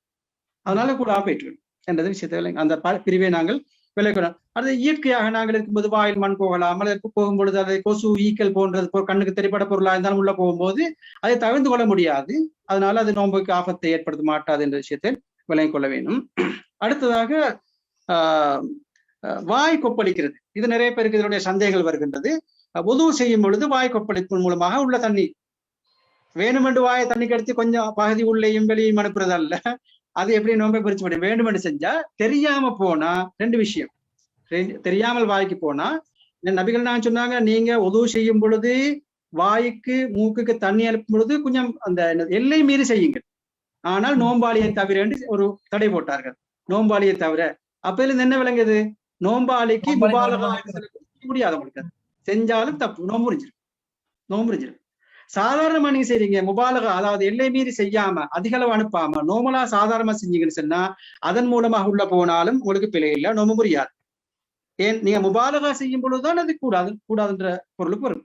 சாதாரணமா போயிட்டீங்க, நோம்பு வாயுள்ள போயிட்டது, சாதாரண உதவி செய்யும் பொழுது அப்போ உங்களுக்கு அது நோம்பை முறிக்காதுன்ற விஷயத்தை நாங்க விலை கொள்ளணும். அடுத்து இன்னொரு விஷயம், இப்ப நம்ம சாப்பிட்டுட்டு வாயில ஏதாவது எஞ்சி இருக்கின்றது இதுகள் உள்ள போனா என்னன்னு சிலவங்க கேட்பாங்க. அப்ப அது நாங்க ஒரு விஷயத்தை கவனிக்கொள்ளணும். எங்களுக்கு அதை வெளியேற்ற மூடுமான சில சக்திகள் இருக்குது. பிரஷ் மூலமாக அல்லது பள்ளிக்குச்சிகள் மூலமாக அதை எங்களுக்கு எடுத்து வெளியேற்றி வாயை கழுகி எங்களை அனுப்பலாம். இது உண்டு. இது இல்லாம எங்களை அறியாமல் உள்ள போனா வேறு, அதனால நோக்க முடியாது. எங்களுக்கு சக்தி இருக்கின்றது, எங்களுக்கு முடியுமா இருக்கின்றது, அதை பிரஷ் மூலமாக பல்லுக்குத்தியின் மூலமாக அதை எடுத்து வெளியேற்றி துப்ப முடியும் என்ற இருக்கும் பொழுது அவருக்கு அனுமதி இல்லை. அவரை எல்லை மீறி அறியாமல் போகின்றது, அப்போ அந்த நோன்பு ஆபத்தை ஏற்படுத்த மாட்டாது, அவருடைய குறை அல்ல என்றதை நாங்கள் விளங்கிக் கொள்ள வேண்டும். அடுத்ததா மூணாவது விஷயம், வேண்டுமென்று வாந்தி எடுக்கிறது. வேண்டுமென்று ஒருத்தர் வாந்தி எடுத்தால் அவருடைய நோன்பும் முறிந்து விடும். வேண்டுமென்று வாந்தி எடுத்தால் என்னது வேண்டுமென்று அவர் அறியாம வாந்தி எடுக்கு, அவர் அறியாம வருகிறது. அவரை சொன்னார்கள், மந்தரஹு கையுன் வஹுவ ஸாயிம், எல்லை மீறி அவருடைய அந்த கட்டுப்பாட்டை தாண்டி சக்தி வருகிறது, வாந்தி வருதுன்னு வச்சுக்கொண்டால் ஃபலைஸ அலைஹி கலாவுன், அவர் கலா செய்ய வேண்டிய அவசியம் இல்லை. வைனிஸ்தகா, அவர் வேண்டுமென்று இதை வாந்தி எடுக்கிறார், விரலை உள்ளே போட்டு அல்லது வேற ஏதாவது ஒரு பொருளை உள்ளே போட்டு, அல்லது அவருக்கு தெரியும் இதை சாப்பிட்டால் ஏதாவது ஒன்றை வாயில் உள்ள கொடுக்குறாரு, அப்படி ஏதோ ஒரு வகையில வச்சால் ஃபல்யக்தி, அவருடைய நோன்பு முறிஞ்சிடும். கலா செய்ய வேண்டும் என்ற அர்த்தம் என்ன? அவருடைய நோன்பு முறிந்து விடும் என்ற விஷயத்தை நாங்கள் விலை கொள்ள வேண்டும். அதாவது மறந்து எங்களை அறியாம சில விஷயங்கள இருந்து வாய்க்கு திரும்ப போனாலும் பரவாயில்ல, ரிட்டர்ன் போனாலும் பிரச்சனை இல்லை. ரிட்டர்னா தெரிஞ்சு போகக்கூடாது. அவர் அறியாம அவரோட கண்ட்ரோலுக்கு எல்லாம் உள்ள போகுது, அப்பவும் அது நோன்பு முறிய மாட்டாது என்ற விஷயத்தை நாங்க விளங்கிக் கொள்ள வேண்டும். நாலாவது விஷயமாக, அதாவது உடலுறவில் ஈடுபடுகிறது வேணுமென்று இந்த கட்டத்திலும் அவரு நோன்பு முறியும். அதை அல்லாஹ் குர்ஆன்ல சொல்கிறான், வலா துபாஷிருஹுன்ன வ அன்தும் ஆகிஃபூன ஃபில் மஸாஜிதி, அதாவது நீங்கள் பள்ளியில மஸ்ஜிதிலே இஅ்திகாஃப் இருந்த வண்ணம் நீங்கள் உடலுறவில் ஈடுபட்டாலும் கூட உங்களுக்கு அந்த இரவு காலத்தில் இந்த பகல் காலத்தில், ரமலானுடைய அந்த குறிப்பிட்ட அந்த எல்லையை சொன்னேன், அந்த காலத்தில் அவர்கள் ஈடுபட்டாலும் கூட நீங்க அந்த நோன்பு முறிந்து விடும் என்ற விஷயத்தை விளங்கிக் கொள்ள வேண்டும். அடுத்ததாக அதாவது இந்திரியத்தை ஏதோ ஒரு வழியில், இந்திரியம் தானாக வெளிப்படுகிறதல்ல, வெளியேற்றினால் ஏதோ ஒரு வகையில அவருடைய நோன்பு முறிந்துவிடும். தானாக வந்தால் அது அவருடைய நோன்புக்கு எந்த ஒரு ஆபத்தும் கிடையாது. தானாக ஏற்படும் என்றால் அது சிந்தனை மூலமாகவோ அல்லது தூக்கத்தின் மூலமாகவோ ஏதோ ஒரு வழியில தானாக ஏற்படுமா இருந்தால், இவருடைய எந்த ஒரு பௌதீக எந்த ஒரு செயலும் இல்லாமல் அது வெளியேறுமா இருந்துன்னு சொன்னா அது நோன்பை முறிக்க மாட்டாது என்பதை நாங்கள் தெரிந்து கொள்ள வேண்டும். ஆறாவது விஷயம் ஹைல் நிஃபாஸ். ஏற்கனவே நாங்கள் குறிப்பிட்டோம், அந்த ஹைல் பெண்கள் சம்பந்தப்பட்ட இந்த 2 ஹைல் என்ற நிலையும் நிஃபாஸ் என்ற நிலையும் அவருடைய அந்த நோன்பு அவர்கள் பிடித்தாலும் நோன்பு நிறைவேற மாட்டார். நோன்பு பிடித்தாலும் அவர்கள் நிறைவேற்ற மாட்டார். காரணம் அவர்கள் அந்த நோன்பு பிடிக்க யார் கடமையானவர்கள் இந்த வரையறையிலிருந்து ஒரு வெளிப்பட்டவர்கள், அவருடைய நோன்பு ஏற்றுக்கொள்ளப்பட மாட்டாது. அடுத்த கடைசியாக அல் ஜுனூன் வர் ரித்தத், பைத்தியம், ரித்தத் மதம் மாறுகிறது.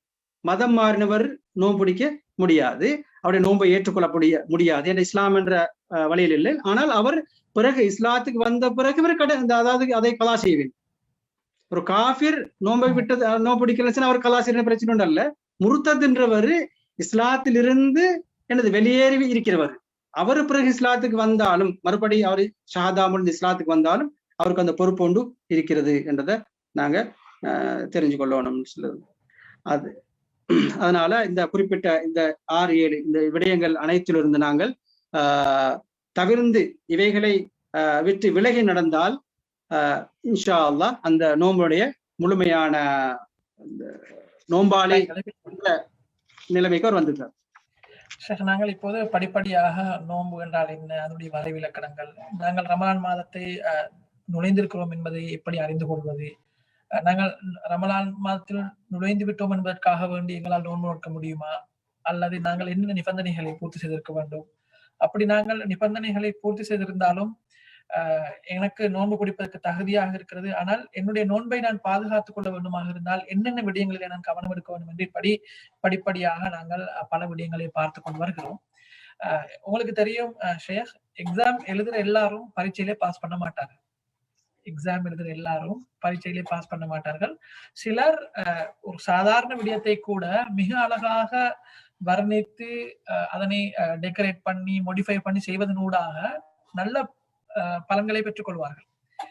இன்னும் சில பேர் பரீட்சை எழுதுவார்கள், ஆனால் அவர்களுடைய சில செயற்பாடுகளின் காரணமாக அந்த பரீட்சை எழுதியிருப்பார்கள், ஆனால் அதிலே முழுமையான சித்தியை பெற்றிருக்க மாட்டார்கள். நான் சுருக்கமாக சொல்ல வருகிற விடயம் என்னவென்றால், நாங்கள் நோன்பாளிகளாக இருந்தாலும் கூட நாங்கள் நோன்பு நோற்றவர்களாக செய்கின்ற சில பயன் காரணங்களினூடாக சில விடயங்களினூடாக நாங்கள் அதனை இத்துக்கான் மிகச் சிறப்பாக செய்து வருகின்ற தரத்தை நாங்கள் அடையலாம். நாங்கள் நோன்பு நோற்றுக்கொண்டே அந்த நோன்புக்குரிய அந்த மகத்துவத்தை இல்லாமலாக்கியவர்கள் என்கின்ற அந்த பட்டியலிலும் சேர்வதற்கான வாய்ப்பு இருக்கிறது. எனவே நாங்கள் நோன்பு பிடித்தவர்களாக கவனத்தில் என்னென்ன விடயங்களை எடுக்க வேண்டும், என்னென்ன அமல்களை நாங்கள் மேலதிகமாக சேர்த்துக் கொள்வதனூடாக அந்த நோன்பினூடான முழுமையான பயனை எங்களால் பெற்றுக்கொள்ள முடியும். அதே நேரம் என்னென்ன விடயங்களை நாங்கள் விட்டுவிடுவதனூடாகவும் எங்களை பாதுகாத்துக் கொள்ள முடியும், அல்லது நாங்கள் என்னென்ன விடயங்களை செய்வதனால் அந்த நோன்பு எங்களுக்கு தர இருக்கிற அந்த முழுமையான பயனை நாங்கள் இல்லாமலாக்கிக் கொள்வோம் என்கின்ற அந்த கவனமாக இருக்க வேண்டிய அந்த விடயங்கள் குறித்தும் தெளிவுபடுத்துவோமாக இருந்தால் நான் நினைக்கிறேன் நாங்கள் ஒரு முழுமையான அந்த பார்வையை எங்களால் பெற்றுக்கொள்ள முடியுமாக இருக்கும் என்று. சரியான பொருத்தமான ஒரு உபமானம். அத பயிற்சி உண்மையில் நோன்புன்றதும் ஒரு பயிற்சி பாசறை, நோன்புன்றதும் பயிற்சிக்குரிய ஒரு இதுதான். என்னுடைய வணக்கங்களை 11 மாத காலங்களுக்காக வேண்டி 1 மாத பயிற்சி. எனவே இதையும் அந்த பரீட்சைக்கு பொருத்தமான நினைக்கின்றேன். எனவே பொருத்தமான உபமானத்தை நீங்க சொன்னீர்கள். அந்த வகையில் உண்மையிலே வெறும் நோன்பாக மட்டும் போகாமல் அல்லாஹ்விடத்தில் அது ஒரு முழுமையான உருவத்தை வெற்றி போவதற்கு அதனுடைய அலங்காரங்களை பற்றி நாங்கள் உண்மையிலே கட்டாயம் தெரிந்து கொண்டதுதான். இதெல்லாம் தெரிந்து கொள்ள நோக்கம் என்னன்னு சொன்னா, இப்படி நீங்க அந்த சொன்னபடி அதாவது முழுமையாக நோன்பாக மாத்திரம் அல்லாம அதை டெக்கரேட் பண்ணி அலங்காரமாகி போகும் பொழுது அல்லாஹ் அதனை விரும்புகிறான். அது ஆகப்பெரிய ஒரு விஷயம். அல்லாஹ்வுடைய மஹப்பத்து கிடைக்குது, அடுத்து அல்லாஹ்வுடைய நெருக்கம் கிடைக்குது. அல்லாஹ்வுடைய நெருக்கம் கிடைக்கிறது, அல்லாஹ்வுடைய மஹப்பத்து கிடைக்கிறது என்ற விஷயத்தை நாங்க தெரிஞ்சு கொள்ளணும். அந்த வகையில் சில விஷயங்களை நாங்கள் குறிப்பிடணும். அதாவது உதாரணமாக நோன்பை பொறுத்தவரையில நோன்பு பிடிக்கிறதை எங்களுக்கு தஅஜீலுல் ஃபித்ர்னு சொல்றோம். அதாவது நோன்பு திறக்கிறதை நாங்க அவசரப்படுத்திக் கொள்றோம். அதுக்காண்டி பாங்க சொல்ல முன்னால நேரம் வர முன்னால நாங்க நோன்பு திறக்கிறதல்ல. தஅஜீல்னு சொன்ன பொருள் என்ன, சூரியன் மறைந்தது உறுதி செய்யப்பட்ட பின்னால், அந்த சூரியனுடைய முழு வட்டமும் மறையோனும், மறைஞ்ச பின்னால் நீங்க நோன்பை லேட் ஆகக்கூடாது. இது அந்த அலங்காரங்கள்ல ஒன்று. என்ன விஷயம்? அப்ப ரசூலுல்லாஹ் சொன்னபடி நீங்க செய்றீங்க, ரசூலுல்லாஹ் விருப்பத்துக்குள்ளாகிறீங்க, சுன்னாவை பின்பற்றின நன்மை கிடைக்குது உங்களுக்கு, அல்லாஹ் இடத்துல சிறப்பான முறையில் அது போகிறது. இதோ இப்படி நான் பல விஷயம் சொல்லிக் கொண்டு போவேன். அதுல ஒன்று இது. அந்த நோன்பை அலங்கரிக்கிறதுக்கு நீங்க என்ன செய்ய வேண்டும்? உங்களுக்கு எப்ப உறுதியாகிறதோ, அதாவது சூரியன் மறைந்தது என்று உறுதியாகிற பொழுதும் நீங்கள் அவசரப்படுத்துவீங்க, லேட் ஆகி கொண்டிருக்க கூடாது. ஆனால் இதுல ஒரு கவனிச்சு கொள்ள வேண்டும், அதான் சொல்றதல்ல உங்களோட, அதான் காதால கேட்கறதல்ல உங்களோட தஹக்குக் என்றது நேரம். நேரத்தை கணிப்பதற்கு ஒவ்வொரு காலத்திலும் ஒவ்வொரு ஆரம்ப காலத்திலிருந்து அந்த வரலாறு வந்திருக்கு நேரத்தை கணிப்பிடுறது. இன்றைக்கு எங்களுக்கு நுணுக்கமாக அறிஞ்சு கொள்ளக்கூடிய நேரம் கடிகாரம், டெலிபோன், எத்தனையோ வகையா இருக்கிறது. ஆனால் அதான் சொல்வதை மாத்திரம் வச்சு நீங்க என்ன செய்யக்கூடாது? அவசரப்பட்டு நோம்பு திறந்த கூடாது. அவங்க லேட்டான பிரச்சனை இல்லை, ஆரம்பிச்சுட்டாங்கடா, கொஞ்சம் ஒரு 2-3 நிமிஷம் முன்னாள் சொல்லிட்டாங்கடா என்ற நேரத்தில். இப்ப உதாரணமாக இப்ப அந்த 7:05 அது 7:04 இருக்கலாம். அதானுடைய நேரம், அதை ரவுண்ட் பண்ணி 7:05 ஆக்கிருக்கு. ஆபத்து இருக்கிறது. எல்லா இடத்துலயும் ஆண்ட்ராய்டு மோதின்கள் தான் நிறைய இருக்கிறார்கள். ஆண்ட்ராய்டு மோதின்கள் காரணமாக பெரிய ஒரு நெருக்கடி இருக்கிறது. எனவே நாங்கள் அந்த நேரத்தை உறுதிப்படுத்திக் கொண்டு நோன்பு திறக்கின்ற விடயத்திலே மிச்சம் கவனமாக இருக்க வேண்டும். இல்லைன்னு சொன்னா அந்த முழு நாள் நீங்க பசியில இருந்தது என்ன பிரயோசனம்? முழு நாளும் பசியில இருந்தீங்க, உங்களை எந்த ஒரு பிரயோசனமும் இல்லை. அந்த ஒரு செகண்டுக்காக வேண்டி, அதாவது இஸ்லாமிய கலண்டர் அமைக்கப்பட்டிருக்கிற ஒரு விஷயம் வந்தது, அந்த அரை செகண்ட், கால் செகண்ட் எல்லாம் அதை முழு ஒன்றாக்கி இருக்கிறது. ஏற்கனவே சொன்ன 7:05 7:04 இருக்கலாம். 7:40 அதாவது ஒரு நிமிடத்தை பல வினாடிகளாக என்னது பிரிச்சிருக்கலாம். அப்ப அது அதாக்கினால் அந்த இஸ்லாமுடைய அந்த சட்டத்துடைய அந்த இஸ்லாமிய கலண்டரை வந்தது, இந்த நோன்பு கலண்டர் ஆக்கப்பட்டிக்கு, அது முழுமையாக்கப்பட்டிக்குது. எதிரே எந்த ஒரு டைமையும் பாருங்க, இப்ப 7:05 6:10 அப்படி காட்டி 10:30 10:45 10:15 காட்டல. அந்த ஒரு நிமிடத்தை பிரிச்சு காட்டல. ஒரு நிமிடத்தை 60 செகண்டால பிரிக்கலாமே. 60 செகண்டுகளுக்கும் கணக்கு வருகிறது, நோன்பு அந்த நேரம் வருகிற கணக்கு வருகிறது. ஆனா யாரும் செகண்ட் கணக்கு வைக்கல, அந்த அறிஞர்கள் முழுமையாப்படுத்திருக்கிறார். எனவே அதையும் கவனம் கொள்ள வேண்டும். நாங்கள் அந்த அதானை மாத்திரம் வச்சு நாங்கள் எங்களுடைய அந்த தீர்மானத்துக்கு வந்துடக்கூடாது, நோன்பு திறக்கக்கூடிய நேரம் வந்துட்டு என்ற முடிவுக்கு வரக்கூடாது.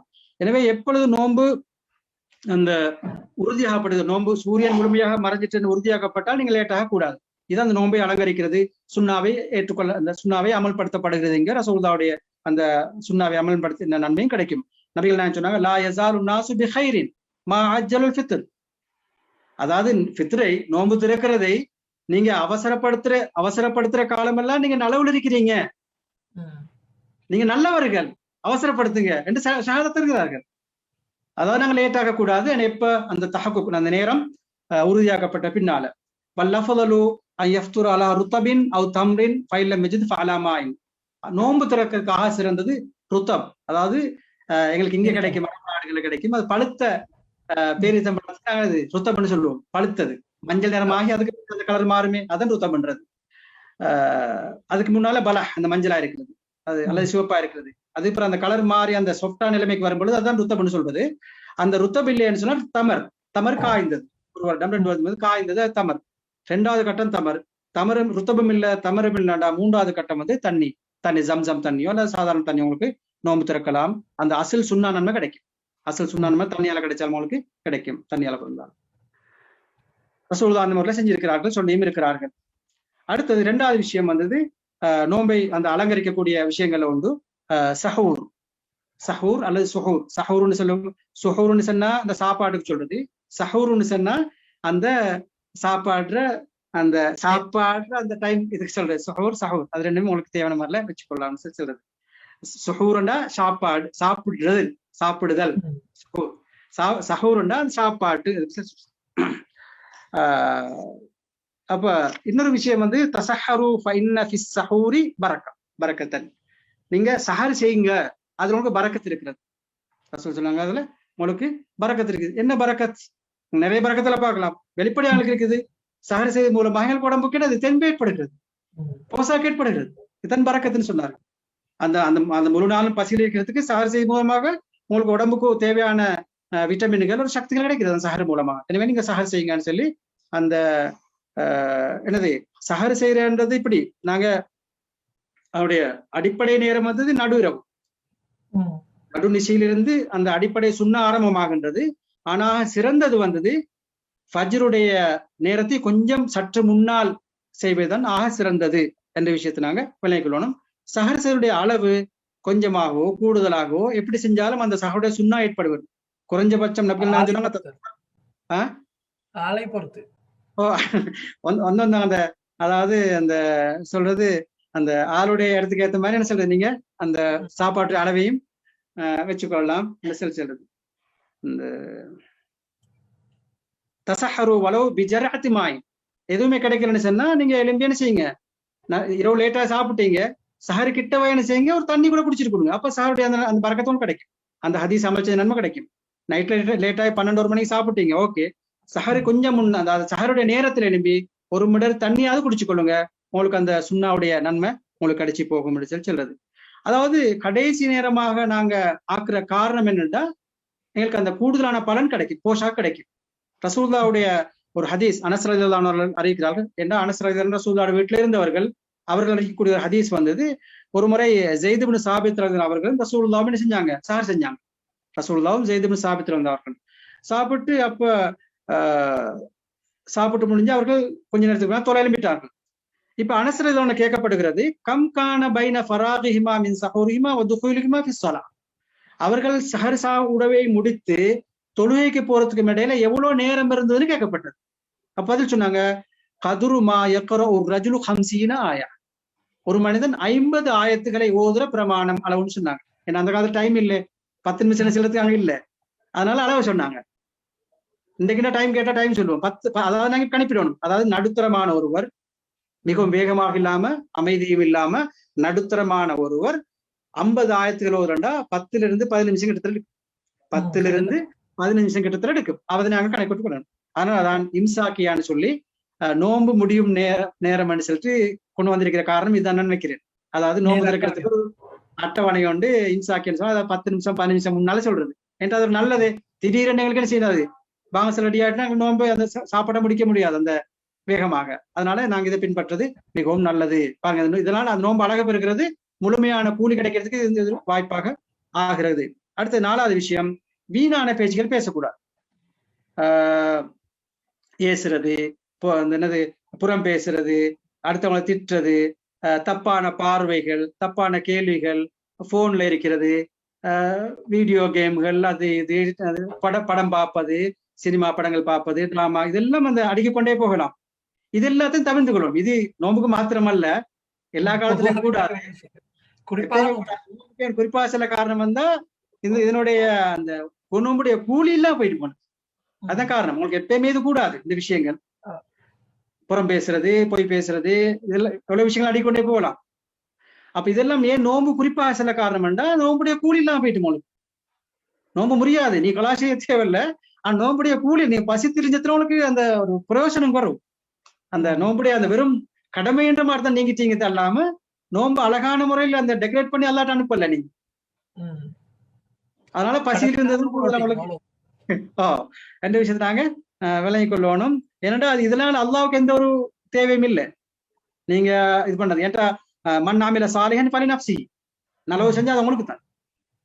வமன் நசா ஃபாலைஹா, கெடுதி செஞ்சா அது உங்களுக்கு தராது. அதனால இதனால நீங்க நோ பிடிச்சிட்டோம்னு என்ன செய்யலாது, அல்லா இடத்துல இது பண்ண முடியாது. அல்லாவுக்கு இது தேவையும் இல்லை. நீங்க யாருமே உலகத்தில் நோ பிடிக்கலன்னா அல்லாவுக்கு எந்த ஒரு குறையும் ஏற்பட போறல. நீங்க எல்லாருமே நோ பிடிச்சாலும், உலகத்துல எல்லாரும் முஸ்லீமாய் நோ பிடிச்சாலும் அல்லாவுக்கு எந்த ஒரு நன்மையும் ஏற்பட போற இல்லைன்றதுனாங்க விலை கொள்ள வேணும். அதனால நாங்க வெறுமனே பசியில் இருந்து சும்மா அந்த நேரத்தை கழிக்காம, நான் இந்த சொன்ன விஷயங்கள்ல இருந்து இன்னும் பாவமான காரியம் எதுன்னு கருதப்படு இஸ்லாம் கருதுகின்றதோ அதுல இருந்து முழுமையான நீங்கி கொண்டால் அந்த நோன்பை அழகுபடுத்தி உங்களுக்கு அல்லாஹ்விடத்தில் அனுப்பலாம். ஏன்னா நபிகள் நான் சொன்னாங்க, மன் லம் யதா கௌல ஸூர் வல் அமல் பிஹி ஃபலைஸ லில்லாஹி ஹாஜத்துன் ஃபீ யதா தஅமஹு வ ஷரபஹு. நீங்க வீண் பேச்சு, வீணான தப்பான அந்த செயல்பாடு, அது செயலா இருக்கலாம், சொல்லா இருக்கலாம், இவைகள் இருந்து நீங்க விலகி நடக்கலன்னா நீங்கள் பசியில் இருந்ததுல அல்லாஹ்வுக்கு எந்த ஒரு தேவையும் இல்லை, வெறும் பசியில இருந்துருக்கீங்க என்றது இந்த ஹதீஸ் மூலமாக நபி ஸல்லல்லாஹு அலைஹி வஸல்லம் அவர்கள் காட்டி தந்தார்கள். அடுத்தது 5வது விஷயம் வந்தது, ஃபஜ்ருக்கு முன்னா நீங்க குளிச்சு கொள்ளணும். உங்களுக்கு கடமையான குழி ஒன்று இருந்தால் ஜனாபத், அது ஆணோ பெண்ணோ கடமையான குழி இருந்தால் ஃபஜ்ருக்கு முன்னால குளிச்சு கொள்றது நல்லது. ஏனென்றால் கட்டாயம் அல்ல. ஏனென்றால் நான் ஏற்கனவே சொன்னேன், அந்த நீங்க நோம்பாளியாக ஆரம்பிப்பீங்க, ஃபஜ்ர் அதானோட நீங்க நோம்பாளியா ஆகிறீங்க, அதுக்கு முன்னாடி நோம்பாளியா ஃபஜ்ருக்கு முன். அப்போ நோம்பு ஸ்டார்ட் எப்ப, ஃபஜ்ருடைய அதானோட நோம்பு ஸ்டார்ட், ஃபஜ்ருடைய நேரத்தோட நோம்பு ஸ்டார்ட். அப்ப நோம்பு ஆரம்பமாகும் போது நீங்க ஒரு நல்ல ஒரு துப்புரவனா இருந்தா நல்லது தானே, துப்புரவா இருந்தா நல்லது. அதனாலதான் அந்த நல்லதுன்னு சொல்லி சொல்றது. நீங்க கடமை உங்களுக்கு ஃபஜ்ரு, அதாவது சூரியன் உதிக்கிறதுக்கு முன்னால வரைக்கும் உங்களுக்கு, அதாவது ஃபஜ்ருடைய நேரம் கடைசி வரைக்கும் உங்களுக்கு குளிக்காமல் இருக்கலாம். ஆனா அவங்களுடைய புனித இந்த ரமலான் நோன்பை ஆரம்பிக்கிறது ஒரு தூய்மையான ஒரு ஆளாக அடிப்பதற்கான ஃபஜ்ருக்கு முன்னால குளிச்சுக் கொள்வது நல்லது. ஃபஜ்ருக்கு முன்னால் குளிச்சுக் கொள்வது நல்லது. அவருக்கு சுபஹ் அதே நேரம் லுஹர் போன்ற தொழுகைகளும் இருக்கிறது என்பதை ஞாபகப்படுத்தி வைத்துக் கொள்ள வேண்டும். அதையும் வெற்றி கொள்வோம். அடுத்தது அந்த ஹிஜாமான்னு சொல்லக்கூடிய தெரியும். ஹிஜாமான்னு சொல்லக்கூடிய குறிப்பிட்ட காலத்தில் இல்லாம இருந்து பிறகும் அது ஆரம்ப காலத்தில இருந்த இஸ்லாத் முற்படுத்த காலத்துல இருந்தது. ஆனா இப்ப நவீன அமைப்புல இப்பொழுதும் செய்கிறார்கள். இது சில மாலிக்கிய மத போன்றவர்கள் அந்த கூடாதுன்றாங்க. ஆனா ஹனஃபி மதை பொறுத்த ஷாஃபி மதங்களை பொறுத்தவரையில இது ஒரு மக்ரூஹாக, அதாவது இது தவிர்த்து கொள்ளே நல்லது. ஏன் காரணம் என்றா நோம்பாளி பலகீனமாக, நோம்பாளிக்கு ஏற்கனவே ஒரு சக்தி ஒன்று வேணும் அந்த நோம்பை தாங்கிக் கொள்வதற்கு. இரத்தம் எடுக்கும் பொழுது அவர் இன்னும் பலகீனமாகிறார். அவருடைய நோம்புடைய அந்த நோம்பை நோட்டுக்கொள்ளக்கூடிய ஒரு சக்தி அவருக்கு குறைந்து போகும் என்றதுனால இதை நோன்பு முடியும் வரைக்கும் தள்ளி போடுறதுதான் மிக சிறந்தது என்று சொல்றது. அடுத்து இன்னொரு விஷயம் வந்தது, நோம்பு திறந்த பின்னால உங்களுக்கு துவா ஒன்று ஓதி அதால் அழகுபடுத்தலாம், நோம்பை பூர்த்தியாக்கலாம். அல்லாஹும்ம லக சும்து வஅலா ரிஸ்கிக அஃப்தர்து ஸபஹல் லமஉ வபதல்லத்தில் உரூக் வஸபத்தல் அஜ்ரு இன்ஷா அல்லாஹ். நிறைய ரிவாயத்தில் இருக்கின்றது. எது பாடமோ அதை நாங்க ஓதி அவருடைய முழுமையாக அல்லாஹ்வுக்கு சுக்ரன் செஞ்சு, ஏற்கனவே காஞ்சி வறண்டு இருந்த உடம்பு இப்ப எங்களுக்கு என்னது தெம்பாகி பசி சாப்பாடு எல்லாம் வந்து இப்ப நல்லா அமைக்கு வந்துன்னு சொல்லிட்டு அல்லாஹ்விடத்தில் நாங்க அந்த துவாவை இது பண்ணும்போது அந்த நோம்புக்குரிய முழுமையான ஒரு வடிவம் கிடைக்கின்றது. அடுத்ததாக எங்களுக்கு இன்னொரு விஷயம் பார்க்கலாம். இந்த நோம்பாளி, அதாவது இந்த விஷயம் ரசூலுல்லாஹ்வுடைய உம்மத்தை கிடைச்ச ஒரு பெரிய ஒரு சிறப்புன்னு சொல்ல வேண்டும். அதாவது நோம்பாளியை இன்னொரு நோம்பாளியை நோன்பு திறக்க வைக்கிறது. இதாக ஒரு விஷயம். சரி, மன் ஃபத்தர சாயிமன் காலஹு மித்லு அஜ்ரிஹி. ஒரு நோம்பாளியை நோன்பு திறக்க வச்சா அவருடைய ஒரு கூலிவரை கிடைக்கிறது. பாருங்க, இப்போ தாருங்க 30 நாளைக்கு 30 நோம்பு திறக்க வைக்கிறீங்க ஒரு ஆளை போய் கூட்டு, நீங்க 60 நோம்பு பிடிச்சா கிடைக்குது உங்களுக்கு. 60 நோம்பு இது வேற எந்த அமலையும் கிடைக்காது உங்களுக்கு. அப்ப இதை நோம்பை அழகப்படுத்திக் கொள்வதற்கு இது ஒரு முக்கியமான சந்தர்ப்பம். நீங்க பெரிய அளவு சாப்பாடு போட்டுக்கொண்டு பாக்ஸ்ல வாங்கி கொடுத்து நிக்க தேவை. குறைஞ்சபட்சம் ஒரு ஈத்தம்பழத்தை கொடுத்து ஒரு பால் லெமன் போத்தலை கொடுத்தாலும் உங்களுக்கு அந்த அவருடைய நோம்பு ஃபுல்லா உங்களுக்கு வந்துடும். ஆனா அவருக்கு இல்லாம போகாது, அவருக்கு மரிக்கும் அதுல கொப்பி ஒண்ணு உங்களுக்கு வரும் ஃபுல்லா. அப்ப உங்களோட நோம்பு 2 ஆயிடும்.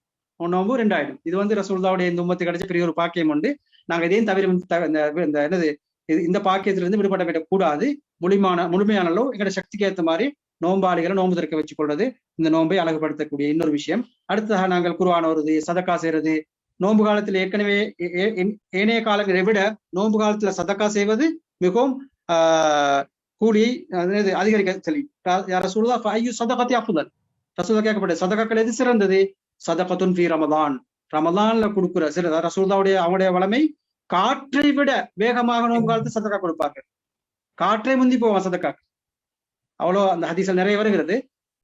நேரத்தை கருத்தில் கொண்டு நான் அந்த சுருக்கமாக முடிச்சு கொண்டு இப்படி இவ்வாறு விஷயங்களை ஏற்கனவே நாங்கள் கொடுத்து காட்ட சிறப்பான விஷயங்களை நாங்கள் நடைமுறைப்படுத்தும் பொழுது ஏற்கனவே நாங்கள் ஞாபகப்படுத்தியிருக்கோம். நோம்புடைய அந்த முழுமையான ஒரு வடிவம் கிடைச்சி அது அழகுபடுத்தப்படையில் அவருடைய முழுமையான கூலியை நாங்கள் பெற்றுக்கொள்வதற்கு காரணமாக. நாங்கள் மிக முக்கியமான அந்த பகுதிகளை நாங்கள் மிக கவனமாக பார்த்தோம். எனவே நாங்கள் முழுமையாக நோன்பு சம்பந்தமான முழுமையான அந்த பகுதிகளை பார்த்து கொண்டு நாங்கள் கிட்டத்தட்ட ஒரு 75% பகுதிகளை நாங்கள் மிக அழகாக மக்களுக்கு விளங்குகின்ற அந்த விதத்தில் நாங்கள் சுருக்கமாக முன்வைத்திருக்கின்றோம். அதே நேரம் இன்ஷா அல்லாஹ் நாளை ஒரு குடும்பம் சகிதமாக நாங்கள் ரமலானை எப்படி திட்டமிட்டுக் கொள்வது, ரமலானுக்கு எப்படி தயாராகுவது என்பது என்ற விசேடமான இன்னும் ஒரு கலந்துரையாடல் நிகழ்ச்சி இன்ஷா அல்லாஹ் இதே நேரம் இந்த ஜூம் வாயிலாக இடம்பெற இருக்கிறது. அதனை இன்ஷா அல்லாஹ் மதிப்புக்குரிய சகோதரர் ஷேக் யூகே ரமீஸ் நவீமி அவர்கள் நடத்தி தருவதற்கு தயாராக இருக்கிறார்கள். எனவே இங்கு நிகழ்ச்சியில் இணைந்து கொண்டிருக்கின்ற சகோதரிகள் இந்த ஜூம் வாயிலாகவும் அதே நேரம் எங்களுடைய ஃபேஸ்புக் வாயிலாகவும் இணைந்திருக்கின்ற அனைத்து சகோதரிகளும் அந்த நிகழ்விலும் கலந்து கொள்ளுமாறு நாங்கள் கேட்டுக்கொள்வதோடு இந்த கலந்துரையாடலுடைய இன்னும் ஒரு மிக முக்கியமான பகுதியை நோக்கி நாங்கள் நகர்வதற்கு தயாராக இருக்கிறோம். இந்த நோன்பு குறித்து நாங்கள் பேசுகின்ற போது மிக முக்கியமாக ஒரு பகுதியை நீங்கள் ஆரம்பத்தில் சொல்லியிருந்தீர்கள். அதாவது விதிவிலக்களிக்கப்பட்டவர்கள், அதாவது சில நியாயமான காரணங்களுக்காக வேண்டி அந்த நோன்பை நோக்காமல் இருக்கலாம். நீங்கள் உங்களுக்கான விதிவிலக்கு இருக்கிறது, இஸ்திஸ்னா உங்களுக்கு வழங்கப்பட்டிருக்கிறது என்று இஸ்லாமிய ஷரியா சிலரை அடையாளப்படுத்துகிறது. அப்படி நோன்பை கலா செய்வதற்கான சலுகையை இஸ்லாம் அவர்களுக்கு வழங்கி இருக்கிறது. அப்படி அவர்கள் வழங்குகின்ற போது அவர்களுக்கான ஃபிதியா என்கின்ற ஒரு விடயம் குறித்து இஸ்லாம் பேசியிருக்கிறது. அதே போன்று இன்னும் சில விடயங்களை நீங்கள் நோன்பு நோற்றுக்கொண்டு செய்யாதீர்கள் என்று இஸ்லாம் சொல்லி இருந்தது. அது உண்பதாக இருக்கலாம், குடிப்பதாக இருக்கலாம், உடலுறவு கொள்வதை தவிர்த்து கொள்வதாக இருக்கலாம். இப்படியான விடயங்களை ஏதோ ஒருவர் அவசர கோளாறினாக ஆர்வக்குளறினாக செய்து விடுகிறார். அப்படி செய்துவிட்டால் அவர் அதற்குரிய குற்றப்பரிகாரத்தை எப்படி செய்வது? இப்படியான ஃபிதியா என்கின்ற ஒரு விடயம் குறித்து இஸ்லாம் பேசியிருக்கிறது. இந்த கஃபாரா என்கின்ற இன்னும் ஒரு குற்றப்பரிகாரம் குறித்தும் இஸ்லாம் பேசியிருக்கிறது. எனவே இந்த இந்த வகையிலே யார் யாருக்கு இஸ்லாம் அந்த நோன்பை அதாவது நீங்கள் நோன்பு நோக்க தேவையில்லை, உங்களுக்கு சலுகை அளிக்கிறோம், ஆனால் நீங்கள் இன்னிந்த விடயங்களை அதற்குரிய பகுதியாக செய்ய வேண்டும். நீங்கள் நோன்பு கட்டாயம் நோக்க வேண்டும், ஆனால் நீங்கள் நோன்பை முடித்ததன் காரணமாக இந்த குற்றத்துக்குரிய பரிகாரத்தை நீங்கள் செய்ய வேண்டும் என்று யாருக்கு ஃபித்யா செய்வதற்கான அனுமதியை கொடுத்திருக்கிறது, அவர்களுக்கான ஃபித்யா என்ன, அதே போன்று யாராவது ஒருவர் வேண்டும் என்ற நோன்பை முடித்தால் அவர்கள் கஃபாரா கொடுக்க வேண்டுமாக இருந்தால் அவர்கள் கொடுக்க வேண்டிய கஃபாரா எப்படிப்பட்டது, எப்படியான வழிவகைகளை இஸ்லாம் காட்டி தந்திருக்கிறது என்பதனை நாங்கள் தெளிவுபடுத்த முடியுமாக இருந்தால் இன்ஷா அல்லாஹ் அது எங்களுக்கு இன்னும் மேலதிகமான தெளிவு எங்களுடைய சகோதர சகோதரிகளுக்கு வழங்கும் என்பதனை இந்த இடத்திலே நாங்கள் ஞாபகப்படுத்திக் கொள்ள விரும்புகிறோம். கலாவுடைய பகுதி ஃபித்யாவோட ஒரு முக்கியமான, ரமலானை பொறுத்தவரையில நோன்பை பொறுத்தவரை ஒரு முக்கியமான ஒரு பகுதி இது. அதாவது நீங்கள் சொன்னீங்க ஃபித்யா என்று ஒன்று, கஃபாரா என்றது. இது ரெண்டையும் நாங்கள் குழப்பிக் கொள்ளப்படும். ரெண்டு விஷயங்கள். ஃபித்யா என்றது வேறு, கஃபாரா என்றது வேறு என்ற விஷயத்தை நான் அந்த உதாரணங்கள் மூலமாக இன்ஷா அல்லாஹ் சொல்ல முயற்சிக்கிறேன். அதாவது கலா செய்யக்கூடியவர்கள் யார் யார் கலா செய்ய வேண்டும் என்ற விஷயத்தை நாங்கள் பார்த்துட்டு அதுக்குரிய ஃபித்யாங்களுக்கு பார்க்கலாம். கலா செய்யறது வந்தது பிரயாணி, நீண்ட தூரம் பிரயாணம் செய்யக்கூடிய ஒருவருக்கு நோன்பை விடுவதற்கு அனுமதி இருக்குன்னு பார்த்தோம். அதே போல ஒரு நோயாளி கடும் நோய்வாய்ப்பட்டிருக்கிறார், சாதாரண தடுமல் காய்ச்சிருக்கலாம், நோன்பு விட்டுக்கொண்டே கேளா, அதாவது அவரால் தாங்க இயலாம இருக்கணும். வேலை செய்யறாரு, பலத்த வேலை செய்யறாரு, அவர் என்ன செய்யலாம், நோன்பை விட்டு அவரு கலா செய்யலாம், அவருக்கு அனுமதி இருக்கிறது. பாரமான வேலை, சில சூடு காலங்கள் நோன்பு வரும். அரபு நாடுகளை பொறுத்தவரையில, மத்திய கிழக்கு நாடுகளை பொறுத்தவரையில நீண்ட நேரம் நோன்பு, அதனால வேலை பாரமான வேலை செய்யக்கூடியவர்களுக்கு கஷ்டமா இருக்கும், உயிராபத்து கூட வர சான்ஸ் இருக்கு. அல்லது சிலருக்கு நீரிழிவு நோய்கள் மற்ற சிலவங்களுக்கு தொடர்ச்சியா ஒரு மணித்தியாலம் 2 மணித்தியாலத்துக்குள்ள அவருக்கு மருந்தை இன்சுலின் போன்றவற்றை ஏற்ற வேண்டும், இல்லாட்டி அவர் உயிருக்கு ஆபத்து இருந்தால் அவர் நோம்பு விடலாம், பிரச்சனை இல்லை. விட்டு அவரு குளிர்காலங்களில் நேரங்கள் குறைஞ்சு வரக்கூடிய நேரத்துல நோம்பை அவரு பிடிக்கலாம். அதே போல இப்ப ஒரு நோயாளிக்கும் ஒரு பிரயாணத்தில் ஈடுபடக்கூடியவருக்கும் நோன்பை விட்டால் அவர் கலா செய்வது வாஜிப். மின் ஐயாமின் உஹர் அல்லாஹ் குறிப்பிடுகிறார். நீங்கள் வேறொரு நாள்ல பிடிச்சோம், வேறொரு நாள் நீங்க அதை கட்டாயம் நோம்பு நோட்டே ஆகணும். ஒரு வருஷம் பிடிச்சு அப்படி சும்மா விட்டுட்டு போயிடலாம். அந்த என்ன செய்யணும், அதான் அவங்களோட இதுலேயும் அக்கௌண்ட்லேயும் எத்தனை நோம்பு டிபார்ட்மெண்ட் அக்கௌண்ட்லேயும் நீங்க அதை பிடிச்சாகணும், திரும்ப கலா செஞ்சாகணும். இப்ப இதுல கலாசேரத்துல யாருக்கு ஃபித்யா கொடுக்கணும், யாரு ஃபித்யா கொடுக்கணும் விஷயத்த நாங்க இப்ப இதுல பார்க்க போறோம். யார் ஃபித்யா கொடுக்கணும், ஃபித்யான்ற விஷயம் எல்லா மதுஹப்லயும் அல்ல. இப்ப இமாம் ஷாஃபி ரலியல்லாஹு ரஹ்மத்துல்லாஹி அவருடைய மதுஹப், ஹனஃபி போன்ற மதுஹப்ல தான் இந்த ஃபித்யா என்று மத்து கலா என்ற விஷயம் மாத்திரம் இருந்தால் போதும் என்று சில குறிப்பிடக்கூடிய இமாம்களும் இருக்கிறார்கள். ஆனால் நாங்க இப்ப ஏற்கனவே சொன்ன 2 பேரும், ஒரு பிரயாணியும் ஒரு நோயாளியும் நோன்பை விட்டால் அவர் அடுத்த வருட ரமதானுக்கு முன்னால் அவர் பிடிச்சாகும். அவர் ஏதோ உதுரோட காரணத்தோட விட்டாண்டா அவருக்கு அடுத்த ஷாபான் முடியும் வரைக்கும் டைம் இருக்கிறது. எந்த காரணமும் இல்லாம சும்மா விட்டாரு அவர் லேட்டாக்கப்படாது. ரமதான் முடிஞ்சதோட அவர் தொடங்கணும். ஏன்னா அவர் காரணம் இல்லாம விட்டார், அவருக்கு மன்னிப்பு குறவு, அதனால அவர் ஆரம்பிக்கணும். ஏதோ ஒரு உதிரோட இஸ்லாத்துல அது குறிப்பிடப்பட்ட ஏதோ உதிரோட நான் பார்த்தோம் அதுகளை. அதுல அந்த உதிர்கள் மூலமாக அந்த காரணங்கள் மூலமாக அவரு நோம்பு விட்டாருன்னா அவருக்கு என்ன செய்யலாம், அடுத்த வருடம் வர முன்னால அவர் பிடிச்சாகும். பிடிச்சா என்ன செய்யலாம், அவருக்கு கலா மட்டும் செஞ்சா போதும். அதாவது நியாயமான காரணங்களோடு போன ரமலானிலே நோன்பை விட்டவர்கள் இன்ஷா அல்லாஹ் இந்த ரமலான் தொடங்குவதற்கு முன்னர் அவர்கள் அந்த நோன்புகளை மீண்டும் பிடிச்சிட வேண்டும், பிடித்தாகணும். இப்ப இன்னொரு யாரோ சென்ற வாரத்துல ஒரு 3 நோன்பு இருந்தா டைம் இருக்காக பிடிக்கிறது, அவளுக்கு பிடிக்கிறது டைம் கிடையாது. ஷாபான் மாதம் மீதி பிடிச்சிட வேண்டும், பிடிச்சு கொள்ள வேண்டும். ஏட்டா அடுத்த வருடம் தாண்டக்கூடாது. ஆனா சபபிப்பு இல்லண்டா தொடர்ந்து உதிர்க்குதுன்னு வச்சுக்கொண்டா அவன் பிடிக்க தேவை. இன்னுமே அது நோய் இருக்குது, விட்ட நோய் நீண்ட நாள் நோயாளி, இன்னும் கண்டினியூ நிரந்தர நோயாளி. அவங்க இந்த ரமலான் பாஞ்சு போகலாம், அவங்களுக்கு ஃபித்யா இல்லை. அவங்களுக்கு ஃபித்யா தொடர்ந்து இருக்கும்டா ஃபித்யா இல்லை. அவங்களுக்கு நிரந்தர நோயாளியா இருந்தா அவங்களுக்கு கலாவும் இல்லை. சரியா? நிரந்தர நோயாளியா இருந்தான். இப்ப நாங்க போடுறது அந்த குறிப்பிட்ட ஒரு நோய் வந்துட்டு போகுது, அந்த மாதிரி அந்த வருத்தமான நோய்கள் வந்துட்டு போகுது, அல்லது நோய்வாய்ப்பட்டிருந்தார், இப்ப நல்லா இருக்கிறார், நல்லா இருக்கிறாரு. இப்ப அவரு கலா செய்யணும். அடுத்த ரமலானை தாண்டுகிறார், ஃபிதியாவுடன் கலா. ஃபிதியாவுடன் கலா கவனிச்சுக்கொள்ளணும். ஃபிதியா என்றது ஒரு விடுபட்ட ஒன்றுக்காக கொடுக்கிறது. ஆனால் இந்த குற்றப்பரிகாரம் அல்ல, தவறு செஞ்சதுக்காக வேண்டி அல்லன்றது ஃபிதியா என்றது.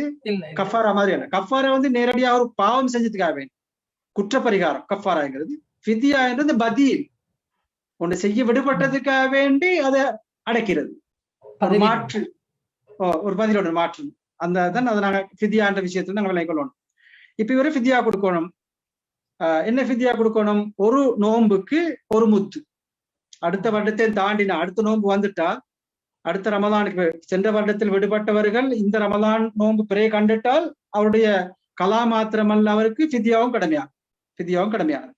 இவர் எதை ஃபிதியா கொடுக்கணும்னு சொன்னா, அந்தந்த நாடுகள்ல பெரும்பான்மையாக உணவாக எடுக்கக்கூடிய தானியம், அந்த தானியத்தை அவர்கள் கொடுக்க வேணும். அந்த தானியத்துக்கு அதாவது அதனுடைய அளவு ஒரு முத்துன்னு சொல்லும் பொழுது இந்த 2 கையை முழுமையாக வைத்து, ஒரு அரபியில் ஹப்னான்னு சொல்லுவாங்க, ஒரு இரண்டு கையை சேர்த்து நடுத்தரமான கை, பெரியவரும் அல்ல சின்னவரும் அல்ல, நடுத்தரமான ஒரு கை. அதாவது இன்றைய கணக்குப்படி கிராம் 600 கிராம், கிட்டத்தட்ட 600 கிராம். இன்றைய கணக்குப்படி 600 கிராம் கணக்கு வச்சுக்கொள்ளலாம். 600 கிராம் ஒரு முத்து, ஒரு முத்து 600 கிராம், ஒரு அள்ளி 600 கிராம் வச்சுக்கலாம். அப்போ ஒரு நோம்புக்கு 600 கிராம் கொடுக்கணும், ஒரு நோம்புக்கு 600 கிராம். இப்ப அது டபுள் ஆகுது. அடுத்த வருஷம் பிடிக்கல, அது 1200, 1 கிலோவும் 200 கிராம் ஆகும். வருடம் காலம் கூட கூட இவருடைய கலாவும் செய்யணும், கலா ஒன்று தான் செய்யணும். ஆனா இது கூடுது, இது இவருடைய அந்த ஃபிதியா அளவு கூடும், பதில் கூடிக்கொண்டு போகும். சரியா? ஆனா இவருடைய கண்டென்ட் தொடர்ந்து போனா இதற்கு ஃபிதியா கொடுக்க தேவையில்லை, லேட் ஆனதுக்காக வேண்டி. தொடர்ச்சியா நோயாளி இருக்கிறாரு, கலாசி அடுத்த நோன்பு வரைக்கும் நோயாளியா இருக்காரு, 1 வருஷம் நோயாளியா இருக்கிறாரு, ரமதான் வந்துட்டது, அவர் கலா மட்டும் தான் செய்யணும், ஃபிதியா கொடுக்க தேவை. ஏன்? அவர் காரணத்துடன் அவர் பிற்படுத்தல, அந்த தகீரின் பிற்படுத்தல விஷயமா இருப்பாரு, நோய் குணமா வரல, அதனால கொடுக்க தேவையில்லை. இன்னொரு விஷயம், ஒருத்தர் மரணிக்கிறார், ஒருத்தர் மரணிச்சு விடுகிறாரு, அவருக்கு நோன்பு கடமையாக இருக்கிறது. இப்ப அவரு பார்க்கணும், நாங்க அவருக்கு கடமையான நோன்ப திரும்ப அவரு கலா செய்யறதுக்கு நேரம் இருக்கிறதா இல்ல மௌத்தானா? நேரம் இருந்து மௌத்தானாண்டா அவர் அந்த குற்றத்துல சேருவாரு.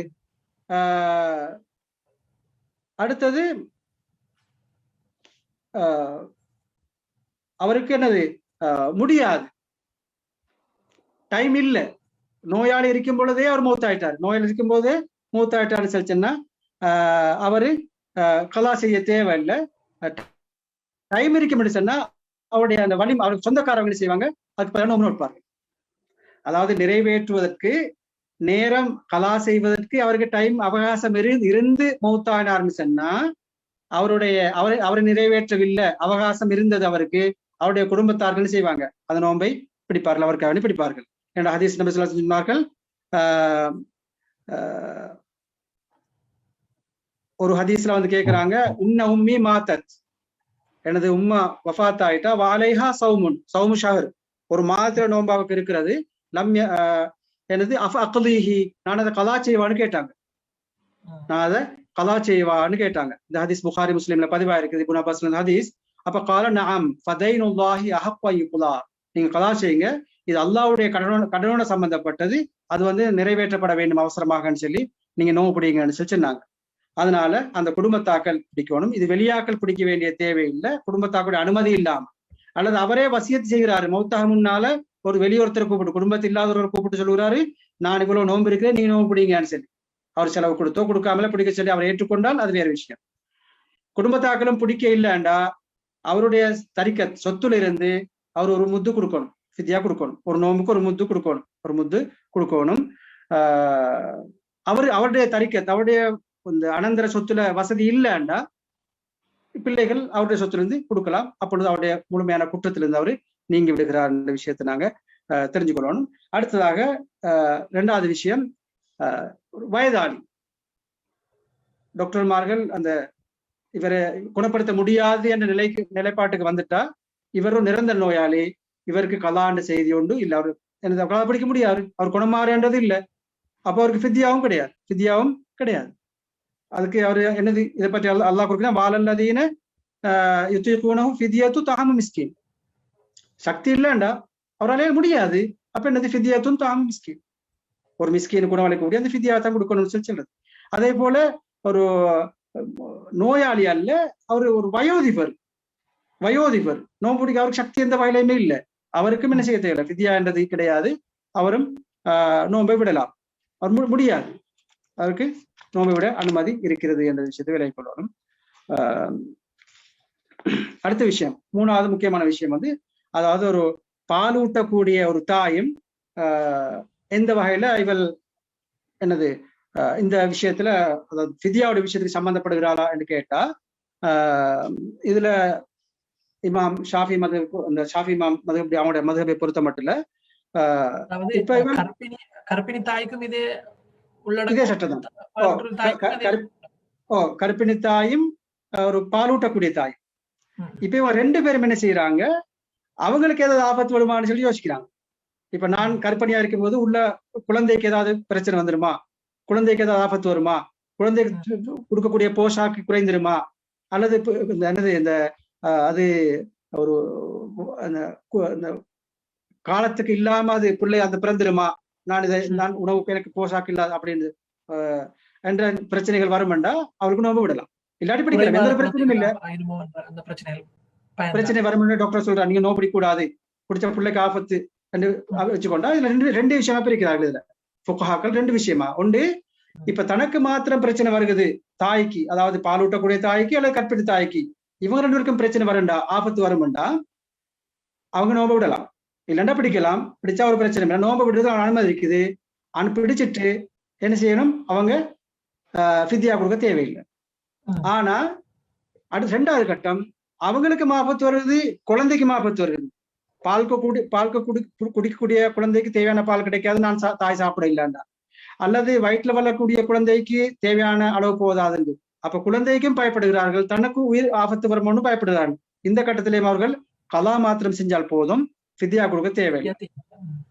மூணாவது ஒரு கட்டம் இருக்கு, குழந்தைக்காக மாத்திரம் பயப்படுகிறார்கள். குழந்தைக்கு ஆபத்து ஏற்படுமோ, குழந்தைக்கு மட்டும் எனக்கு பிரச்சனை, தாய்க்கு பிரச்சனை இல்லை, குழந்தைக்கும் பால் கொடுக்கக்கூடிய குழந்தைக்கு அல்லது வயிற்றில் கொடுக்க குழந்தைக்கு ஆபத்து வரும் இருந்தா இவ கலா செய்ய வேணும், ஃபித்யா கொடுக்க வேணும்.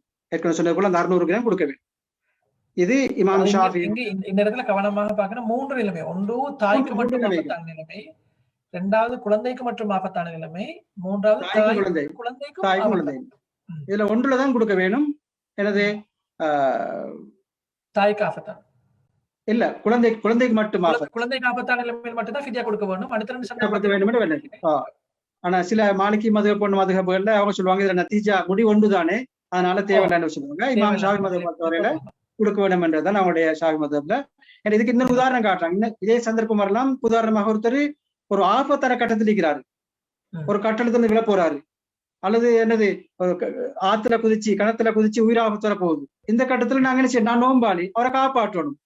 எனக்கு சாப்பிடாம குடிக்காம காப்பாற்ற முடியாது, கொஞ்சம் ஏதாவது டக்குனு பண்ணு அந்த உயிர் சக்தி எடுத்துக்கொண்டு காப்பாற்றுவேன்னு சொன்னா, அப்ப யாருக்காக நோன்பு விட்டாரு, இன்னொரு உயிருக்காக வேண்டி.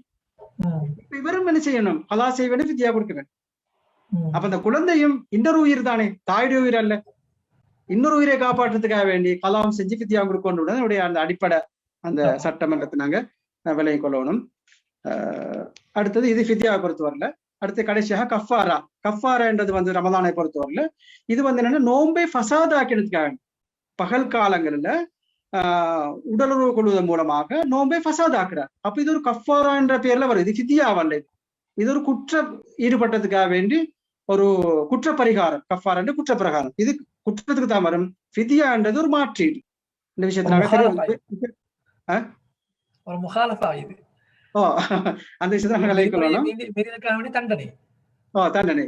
ஏனென்றா இவர் வந்தது தெரிஞ்சு வராங்க, நான் நோம்பாளின்னு தெரியும், ஞாபகம் இருக்கு, நோம்பாளி ஞாபகம் இருந்து கொண்டு ஹராமன்னு தெரிஞ்சு கொண்டு இருந்தா இவரு என்ன செய்யலாம், இவரு தவறா செஞ்சுட்டாரு, தெரியாம செஞ்சுட்டாரு, புதிதாக திருமணம் முடிச்சு வைக்கிறார்கள், அல்லது ஒரு ஆளுங்கள் இருக்க அறிஞர்கள் இருக்கக்கூடிய பிரதேசத்துல இல்ல, அல்லது புதுசா இஸ்லாம் தலைவனது இவங்க செஞ்சதுக்கு பிரச்சனை இல்லை, அல்லது அப்ப மறதியா செஞ்சா பிரச்சனை இல்லை, அடுத்த ஒரு இது ஹராம் என்று தெரியாது, அடுத்த ஒரு பிரயாணத்தில் இருக்கிறார், அவர் ஏற்கனவே அவருக்கு அனுமதி ஒன்று இருக்குது நோன்பு விடையில முடி, அவர் ஈடுபட்டார் இது போல உடல் பகல் காலங்கள்ல, அப்பவும் பிரச்சனை இல்லை அவருக்கு பிரயாணம், ஏன்னா அவருக்கு ஒரு சான்ஸும் இருக்குது நோம்பாளிக்கு விடலாமே என்ற வகையில, அந்த வகையில் அவருக்கு ஒரு அனுமதி இருக்கிறது என்ற விஷயத்தை நாங்க விலை கொள்ளணும். அதை வேணும் என்று செஞ்சால் இவங்களுக்கு கஃபாரா இருக்கிறது. சரியா? இந்த கஃபாரா பொறுத்த மட்டும் ஆணுக்குத்தான் கடமையாகுது, என்று அவர் தான் இது முழுமையான காரணமா இருக்கிறது. அந்த ஆணுக்குத்தான் அல்ல கணவனுக்குத்தான் கடமையாகிறது, அந்த மனைவிக்கு கஃபாரா கடமையாகிற இல்ல. இந்த கஃபாரா பொறுத்த மட்டும் இது ஒரு கடுமையான ஃபிதியான்றது அந்த தானியத்தை கொடுக்கணும். இது அப்படி அல்ல. இஸ்லாத்துல சொல்லப்படுது ஒன்று இத்துக்கு ரகபா, ஒரு அடிமையை உரிமையிட வேண்டும், அல்லது 2 மாதங்கள் தொடர்ச்சியாக நோன்பு பிடிக்க வேண்டும், 3வது என்னது 60 மிஸ்கின்களுக்கு உணவளிக்க வேண்டும். இதான் கஃபாரா. அடிமையை பொறுத்த நாம பேச தேவையில்லை, இப்ப அந்த காலத்துல அந்த அடிமைகள் பிரச்சனை இல்லை. 2வது கட்டம் 2 மாதங்கள் 60 நாட்கள் தொடர்ச்சியாக நோன்பு பிடிக்க வேண்டும். அதாவது இடையில விடுபடக்கூடாது, விடுபட்டா திரும்ப ஸ்டார்ட் பண்ணணும், தொடர்ச்சியா 22 மாதம் நோன்பு பிடிக்கணும். அது முடியலண்டா 3வது கட்டத்துக்கு இறங்கணும், என்னது 60 மிஸ்கின்களுக்கு உணவளிக்க வேணும். அதாவது அவரும் என்ன செய்யணும், 60 மிஸ்கின்களுக்கு ஒரு முத்து 600 கிராம் மீதமாக அவரும் கொடுத்தாகணும், கட்டாயமாக அவர் அதை கொடுக்கணும். ஆனா இதுல அந்த ஓர்டர் கட்டாயம் தேவையா இல்லையான்ற விஷயத்துல இமாம் அஹமது பின் ஹம்பல் வேறுபடுறாங்க. அவங்களோட மார்க்கத்துல இந்த அதாவது பிரயோஜனத்தை பாக்குறாங்க.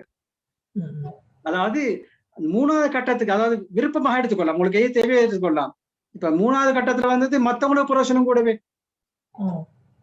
இப்ப இவரு இத்துக்கு ரகபா பிரச்சனை இல்லை, அடுத்து 60 நோன்பு பிடிச்சா 2 மாசம் நோன்பு பிடிச்சா அது பேருக்கு மாத்திரம்தான். இப்ப உணவளிச்சா மத்தவங்க பிரயோஜனப்படுறாங்க. 2 விஷயத்த அவங்க ஆதாரம் எடுக்கிறாங்க. ஆனா மத்த மதகபுகள்ல இந்த ஓர்டர் படி செய்ய வேண்டும் என்றுதான், கொண்ட பின்னால் உண்டு, அது இல்ல அப்படி இறங்கி வரணும் என்ற விஷயத்த நாங்க பார்க்கணும். இதுவும் அந்த ஊர்ல பிரதானமாக உணவாக எடுக்கக்கூடிய விஷயத்த நாங்க கொடுக்கணும். ஒரு முறை ரசூலுல்லாஹ்ட்ட ஒரு சஹாபா ஒரு மனிதர் சொல்லுகிறார் ரசூலுல்லாஹ் இடத்துல, ஹலக்து யா ரசூலுல்லாஹ் ஹலக்துன்னு சொல்லி, நான் நாசமாயிட்டேன்னு சொல்றான் ஒரு ரசூல். அப்ப என்ன விஷயம், மாலக் அவங்களுக்கு என்ன நடந்தது, வகாத்து அலம்ரஅதி வான சாயிம்.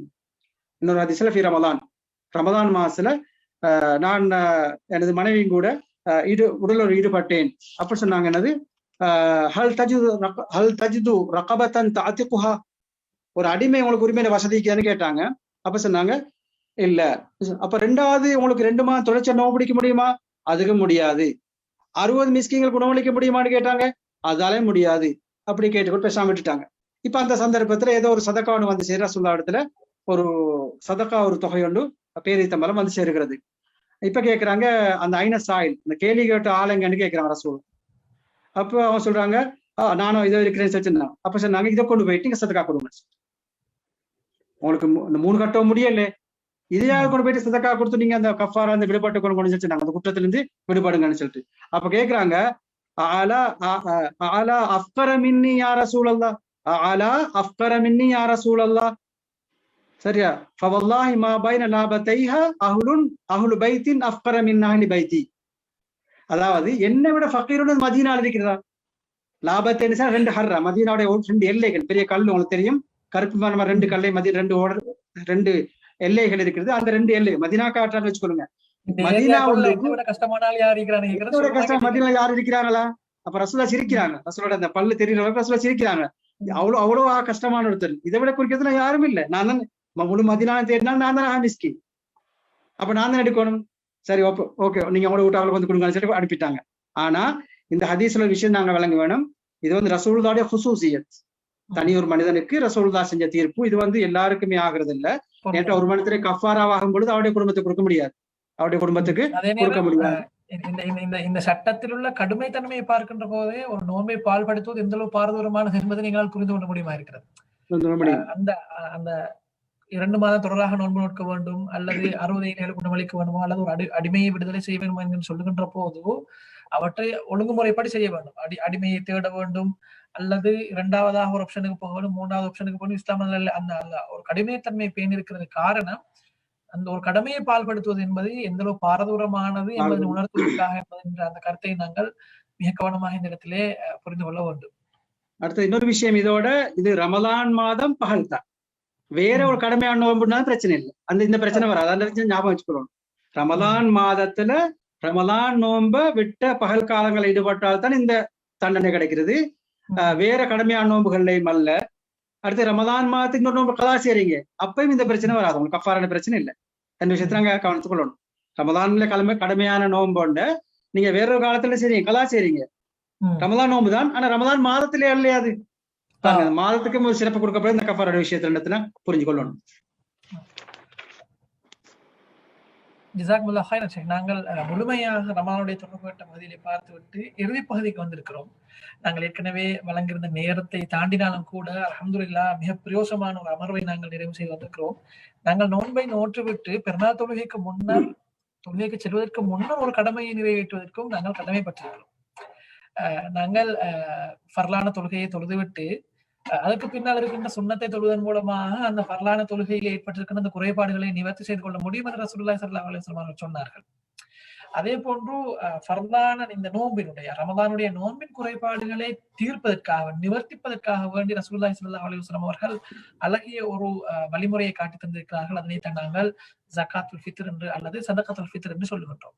எனவே இதுவும் மிக முக்கியமான ஒரு கடமை, அது குறித்து நாங்கள் பேச வேண்டும். ஆனால் எங்களுக்கு போதிய அளவு நேரம் கிடையாது என்கிற வகையிலே மிகச் சுருக்கமாக இது குறித்தும் எங்களுடைய சகோதரர்களுக்கு தெளிவுபடுத்த முடியுமாக இருந்தால் நாங்கள் முழுமையாக அவர்களுக்கு இது சம்பந்தமான விடயங்களை தெளிவுபடுத்தியிருக்கிறோம். இன்ஷா அல்லாஹ் இது மிக பிரயோசனமாக அமைந்திருக்கும். எனவே மிக சுருக்கமாக சதகாத்துல் ஃபித்ரோடு சம்பந்தப்பட்ட விடயங்களையும் சொல்லி இந்த சகோதரர்களுக்கு நாங்கள் இந்த நிகழ்வை நிறைவு செய்வதெல்லாம் என்று ஆசைப்படுகின்றேன். உண்மையிலே சதகாத்துல் ஃபித்ர் அல்லது ஜகாத்துல் ஃபித்ர் அல்லது சதகாத்துல் ஃபித்ர் என்ற இரண்டு பெயர்களையும் கொண்டு அழைக்கப்படுகிறது. இது ஃபித்ர் என்றால் நோன்பு திறக்கிறது. அதாவது இது எப்ப கடமையாதுன்னு சொன்னா ஷவ்வால் மாதம் பிறந்ததான் கடமை, அதெல்லாம் ஃபித்ர்னு சொல்லிட்டார். ஷவ்வால் மாதம் ரமலான் முடிஞ்சு ஷவ்வால் ஆரம்பமானதுக்கு பிறகு கடமையாகுது. ஏற்கனவே நான் செய்தாலும் கடமையாவது ஷவ்வால் ஆனதுக்கு பிறகுதான். அப்ப இது உண்மையிலே ஒரு நோம்பாளி நோன்பு காலத்துல நாங்க ஏற்கனவே பார்த்த விடயங்கள் ஏதாவது குறைபாடுகள் இருந்தால் அது நிறைவு செய்யப்படும். இதனால நீங்க ஏற்கனவே குறிப்பிட்டது போல அதே நேரத்துல வறியவர்களுக்கு உணவாகவும் இது மாறுகிறது. அவர்களும் எங்களை போன்று அந்த சாதாரண வர்க்கத்தை போன்று அல்லது அவர்களும் நல்ல முறையில் நோன்பை அந்த பெருநாளை கொண்டாடக்கூடிய அமைப்பில் அவர்களுக்கு ஒரு தேவையை நிறைவேற்ற மாதிரியும் ஆகிவிடுகின்றது இந்த ஜகாத்துல் ஃபித்ரை சேர்த்தனால. எனவே இந்த ஜகாத்துல் ஃபித்ரை இதை அதாவது ரமலானுடைய மாதம் முடிந்து 29 அல்லது 30 ரமலான் மாதம் முடிந்து ஷவ்வால் மாதத்துக்கான பிறை மகரிபு பிறை தெரிபட வேண்டிய அவசியம் இல்லை. மகரிபோட என்னது ஷவ்வால் மாதம் பிறந்திருந்து பிறை செய்தி பிறைதான் வரும், மாதம் முன்னாடி பிறந்திரும். அப்போ அதுல இருந்து கடமையாகுது. இல்ல புற செல்லுங்க அறிவிக்க தேவையில்லை, இல்லாட்டி புறைன்னு அறிவிக்கல, புற அறிவிக்கிற பிறகு கண்டுபிடிச்சிட்டோம் என்ற விஷயத்தை நாம மனதில் வச்சுக்கொள்ளணும். எனவே இது நாங்க அந்த நேரத்துல நீ கடமையாக்குறது. ஆனால் இதுவும் அந்த ஹிஜ்ரி 2ஆம் ஆண்டு கடமையாக்கப்பட்டது. இதனுடைய அந்த அடிப்படை விஷயம் என்னன்னா, முதலாவது அவரு முஸ்லிமாக இருக்கணும். காஃபிருக்கு ஏற்கனவே அந்த காஃபிடைய விஷயங்கள் நாங்கள் தெளிவாக பார்த்தோம். முஸ்லிமா இருக்கணும். இரண்டாவது விஷயம் அந்த ரமலான் மாதம் முடிய வேணும். முடிந்து ஷவ்வால் மாதம் பிறந்தால்தான் ரமலான் மாதம் கடைசி பிரேடைய சூரியன் மறைஞ்ச பிறகுதான் கடமையாகுது. ஆனால் அந்த ஆரம்பத்திலிருந்து கொடுக்கலாம், ரமலான் மாதத்துடைய ஆரம்பத்திலிருந்தே கொடுக்கலாம். ஆனா கடமையான நேரம் எப்ப? அந்த கடைசி நாள் அந்த முடிஞ்சு மகரிபானத்துக்கு பிறகு சூரியன் மறைஞ்ச பின்னால கடமையாகிறது என்ற விஷயத்தை நாங்க தெரிஞ்சுக்கணும். இது எங்களுக்கு அந்த பாக்கிலும் அந்த உதாரணத்துல வச்சு அந்த இப்ப ஒரு மசாலா சொல்லுவாங்க அப்படின்னா, இப்ப ரமலான் மாதத்துல கடைசியில ஒருத்தர் பிறந்து கடைசியில ஒருத்தர் ஒரு புள்ள பிறந்து அது ஷவ்வால் மாதத்துல மௌத்தாது. அதாவது ஒரு 2-3 ஹவருக்கு பிறகு கடைசி ரமலான் மாதத்துல கடைசி நோன்பு பிடிச்சு நோன்பு துறக்கிறதுக்கு ஒரு ஹவருக்கு முன்னால புள்ள பிறக்குது. பாங்கசில கொஞ்சம் நோன்பு துறக்கும் போது புள்ள மௌத்தாயிட்டு. இப்ப என்ன செய்யணும்? அந்த புள்ளைய கொடுக்கணுமா தேவையில்லையா? கொடுக்கணும். அல்லது அந்த 2 மாதத்தோட சம்மந்தப்படுது புள்ள பாருங்க. ரமலான்ல பிறந்து ஷவ்வால மௌத்தாது. அப்பது கொடுக்கணும். சரியா? இப்ப ஷவ்வால்ல பிறந்து இந்த ரமலான்ல பிறந்து ரமலான்ல மௌத் ஆயிடுது. இப்ப ரமலான் ஆரம்பத்துல பிறந்து ரமலான் நடுவு மௌத் ஆயிடுது. அவருக்கு கொடுக்க தேவையில்லை. ஏன் காரணம்? அவர் ஷவ்வால தொடரப்படல. ஜகாத்துல் ஃபித்ர் பாருங்க, நோம்பு ஃபித்ருக்கு வரல இவர். நோம்பு ஷவ்வாலுக்கு சாப்பிட்டாதான் ஃபித்ர் ஆகும். அல்லது இன்னொரு மசாலா, இப்ப ரமலான் ஷவ்வால்ல பிறக்குது புள்ள, அதாவது பெருநாள் நிறுவக்குள்ள பிறக்குது, அந்த புள்ளைய கொடுக்கணுமா? தேவையில்லை. ஏன்? அவர் தாண்டிட்டது. அப்ப இந்த அடிப்படை இந்த மசாலா விலையை கொள்றதுக்கு 2 விஷயம், அதாவது 2 மாதத்தோட சம்பந்தப்படணும். இந்த விஷயம் கொண்ட விலை கொண்டா லேசான விஷயம் விலை கொள்ளணும். 2க்கும் சம்பந்தப்படணும். ஒன்றுக்கு சம்பந்தப்பட்டா ரமலானுக்கு முன்னாள் சம்பந்தப்பட்ட ஒரு கடமை இல்லை, அதே போல பின்னால இது பண்ணாலும் ஒரு கடை 2க்கும் சம்பந்தப்படும். 2 விஷயத்த நாங்க இந்த மசாலா ஒடி விலை கொள்ளாமலுக்கு அதனால சுருக்கமா முடிச்சு கொள்வோம் இடத்தினால. அடுத்த விஷயம், இவருக்கு யாரு கொடுக்கணும்? கடன்பட்டு கொடுக்கணுமா? இவற்றை வசதி இருக்கணும் கொடுக்கறதுக்கு. பெருநாளாண்டு இரவும் அடுத்த நாள் பகலுக்கு, பெருநாளாண்டு இரவும் பெருநாள் புறகண்டாண்டு இரவும் அடுத்த நாள் பகலும் இவருக்கு வசதி என்னது? இவரை சாப்பிடுறதுக்கு, குடிக்கிறதுக்கு, உடுக்கிறதுக்கு, ஊட்டுக்கூலி அதெல்லாம் முடிஞ்சு, சம்பளம் முடிஞ்சுதான் ஒண்ணு செய்யலாது. எல்லாம் கூலி வசதி இருந்தா அப்பதான் கொடுக்கணும். இவர் கடன்பட்டு கொடுக்க தேவையில்லை. கடன்பட்டு இவர் கொடுக்க தேவைகள் போக எஞ்சினதான் கொடுக்கணும். எஞ்சி எவ்வளவு இருக்குது? இருக்கிறத அந்த அளவுக்கு ஏற்பட கொடுக்க வேண்டும். எவ்வளவு கொடுக்கணும்ன்றது என்னது? ஒரு 4 முத்துக்கு நான் ஏற்கனவே பார்த்தோம். ஒரு ஹஃப்னா ஒரு முத்து 600 கிராம் பார்த்தோம். அது 4ஆல பெருக்கினால் எவ்வளவு வரும்? 2400 கிராம் வரும். 2 கிலோவும் 400 கிராம் 2.5 வச்சுக்கொள்ளுமே. 100 கிராம் கூட்டி 2.5 வச்சுக்கொண்டாலும் கூட 2.5 கிலோ அன்னளவாக அது சரியாக பார்க்கணும். 2 கிலோவும் 400 கிராம். அப்ப இந்த அளவு ஒருத்தருக்கு கொடுக்கணும். யாரு கொடுக்கணும்? இவர செலவு கட்டுப்பட்டுள்ளவங்க கொடுக்கணும். இவர செலவுக்கு கொடுக்கக்கூடியவருடைய செலவுக்கு கட்டுப்பட்டுள்ளவங்க, அது பாப்பா, உம்மா, மனைவி, மக்கள் இப்படி வரும். சரியா? இவங்களுக்கு கொடுக்கணும். ஆனா இவருக்கு எல்லாருக்கும் கொடுக்க வசதி இல்லை என்றால் ஆர்டர் படி ஃபர்ஸ்ட் தனையை கொடுக்கணும். ஃபர்ஸ்ட்டுக்கு தனையை கொடுக்கணும். அதே போற மனைவி கொடுக்கணும். அதே போற சின்ன புள்ள, அதே போற வாப்பா அப்படின்னு வரும். அந்த ஆர்டர் படி கொடுக்கணும். இப்போ 5 பேருக்கு நான் கொடுக்கறது குடும்பத்துக்கு நான் பொறுப்பு, எனக்கு கீழே 5 பேர் இருக்கிறோம். 2 பேர் கொடுக்க வசதிக்கு அந்த ஆர்டர் படி 2 பேர் கொடுக்கணும். எனக்கு மனைவி கொடுத்துட்டா சரி, 2 பேர் கொடுத்துட்டா சரி. அல்லது எனக்கு மட்டும் கொடுக்கறதுக்கு இருக்குது 2 கிலோ 400 கிராம் தான் இருக்குது அரிசி கொடுக்குறது. அதாவது அந்த ஊர்ல எது நாங்க பிரதான உணவா இருக்கோ அதான் கொடுக்கணும் நாங்க. அப்ப எனக்கு மட்டும் கொடுத்துடுறது. சரி, 1 கிலோ தான் இருக்குது, அதையும் கொடுத்துடுறது. 4 கிலோத்தை பெருநாள் அடுத்த நாள்ல பார்க்க தேவை. நாங்க இதுல வந்தது நாங்க அடுத்த இந்த அரிசி வச்சுக்கொண்டு அடுத்த மாசம் சாப்பிடணுமே, அது தேவையில்லை. ரிஸ்க் தாரோன்னு இருக்கிறான். நம்மளுக்கு சந்தர்ப்பத்தை பார்க்க வேண்டும், பயன்படுத்திக் கொள்ளணும்ன்ற விஷயத்தை நாங்க இது அடிப்படையாக பழைய கொள்ளணும் சொல்லி அந்த ஊரை நான் பிரதானமாக சாப்பிடக்கூடிய உணவாக கொடுக்கணும். அதாவது தொழுகை நிறைவேற்றம்னா கொடுத்துடும். உங்களுக்கு எப்ப கடமையாவது? ஷவ்வால் மாதம் மகரிபாவோட கடமையாகிறது இமாம் தொழுகைக்கு போகும் வரைக்கும், அதுக்குள்ள கொடுத்துருங்க. அதை பிற்படுத்தி அந்த நாளை விட பிற்படுத்தினா நீங்க பாவி ஆகிடுவீங்க. நீங்க திரும்ப கலா செய்து மட்டும் அந்த பொறுப்புல இருக்கும். எப்ப நீங்க கடமையுள்ளவராக ஆகிட்டான், கடன்பட்டு கொடுக்க வேண்டிய தேவையில்லை. நான் அந்த வரையறையை சொல்லி காட்டினேன் உங்களுக்கு. அதுக்கு கொடுக்க வேண்டும் என்றது. ஆனா இன்னொரு விஷயம் இதுல வந்தது, சரி, அந்த உணவை கொடுக்கிறதா, தானியத்தை கொடுக்கிறதா அல்லது பணத்தை கொடுக்கிறதா அந்த விஷயத்துல இமாம் அபு ஹனீஃபா அவங்க வந்தது அந்த பிரமாணத்தை பணத்தை கொடுக்கலாம் என்ற விஷயத்துக்கு. காரணம், அவங்க அரிசியை விட அரிசி எல்லார்கிட்டையும் இருக்குது, அல்லது தானியம் எல்லார்கிட்டையும் இருக்கும், பணம் கொடுத்தால் அவங்களுக்கு பிரயோஜனப்படும் என்ற வகையில இமாம் அபு ஹனீஃபா இமாம் அவர்கள் இந்த பிரமாணத்தை கொடுக்கலாம், அதுக்குள்ள பெருமதியை கொடுக்கலாம் என்ற வகையில் இருக்கிறாங்க. எனவே அந்த வகையில தான் குவைத் நாட்டை பொறுத்த வரையில அவுகாஃப் வந்து நாளைக்கு ஒரு ஆளுக்கு ஒரு தினார் வகையில உங்களுக்கு பக்கத்துள்ளவங்களுக்கு உங்களுக்கு அறிமுகம் இருந்தால் அப்படி கொடுக்கலாம். அல்லது சொன்னா அந்த IIC நிறுவனம் என்ன செய்யறாங்க, அவங்க ஒன்று சேர்த்து அந்த பொறுப்பை நிறைவேற்றுகிறார்கள். உங்களுக்கு அவர்களுடைய சம்பந்தப்பட்ட அந்த நிர்வாக உறுப்பினர்களோட சம்பந்தப்பட்டவர்களுடைய தொடர்பு கொண்டு உங்களுக்கு அதை நோன்பு ஆரம்பத்திலிருந்து உங்களுக்கு கொடுத்துடலாம். ஏன்னா அவங்க குறிப்பிட்ட சம்பந்தப்படக்கூடியவங்களுக்கு அவங்க கொடுக்கறதுக்கு வேண்டிய காலம் நெருங்கி கொடுக்க முடியாது. நாங்க எப்ப கொடுக்க வேணும், எப்ப கொடுத்தாலும் அது கூடாதுன்ற விஷயங்களை நாங்க தெளிவா பார்த்தோம். அதனால ஆரம்ப காலத்திலிருந்து உங்களுக்கு என்ன செய்யலாம், கொடுத்து விட்டால் அவர்கள் அந்த நேரத்தில் அந்த உரியவர்களுக்கு சென்றடைவதற்கு மிகவும் உதவியாக இருக்கும் என்ற விஷயத்தை கூறி நேரம் மிகவும் உண்மையிலே அடுத்த நாட்களிலே நாங்கள் நிகழ்ச்சிகளை தாமதமாக தொடங்கி அதனுடைய நேரம் கடந்து நாங்கள் நிகழ்ச்சிகளை நடத்தி கொண்டிருப்போம்.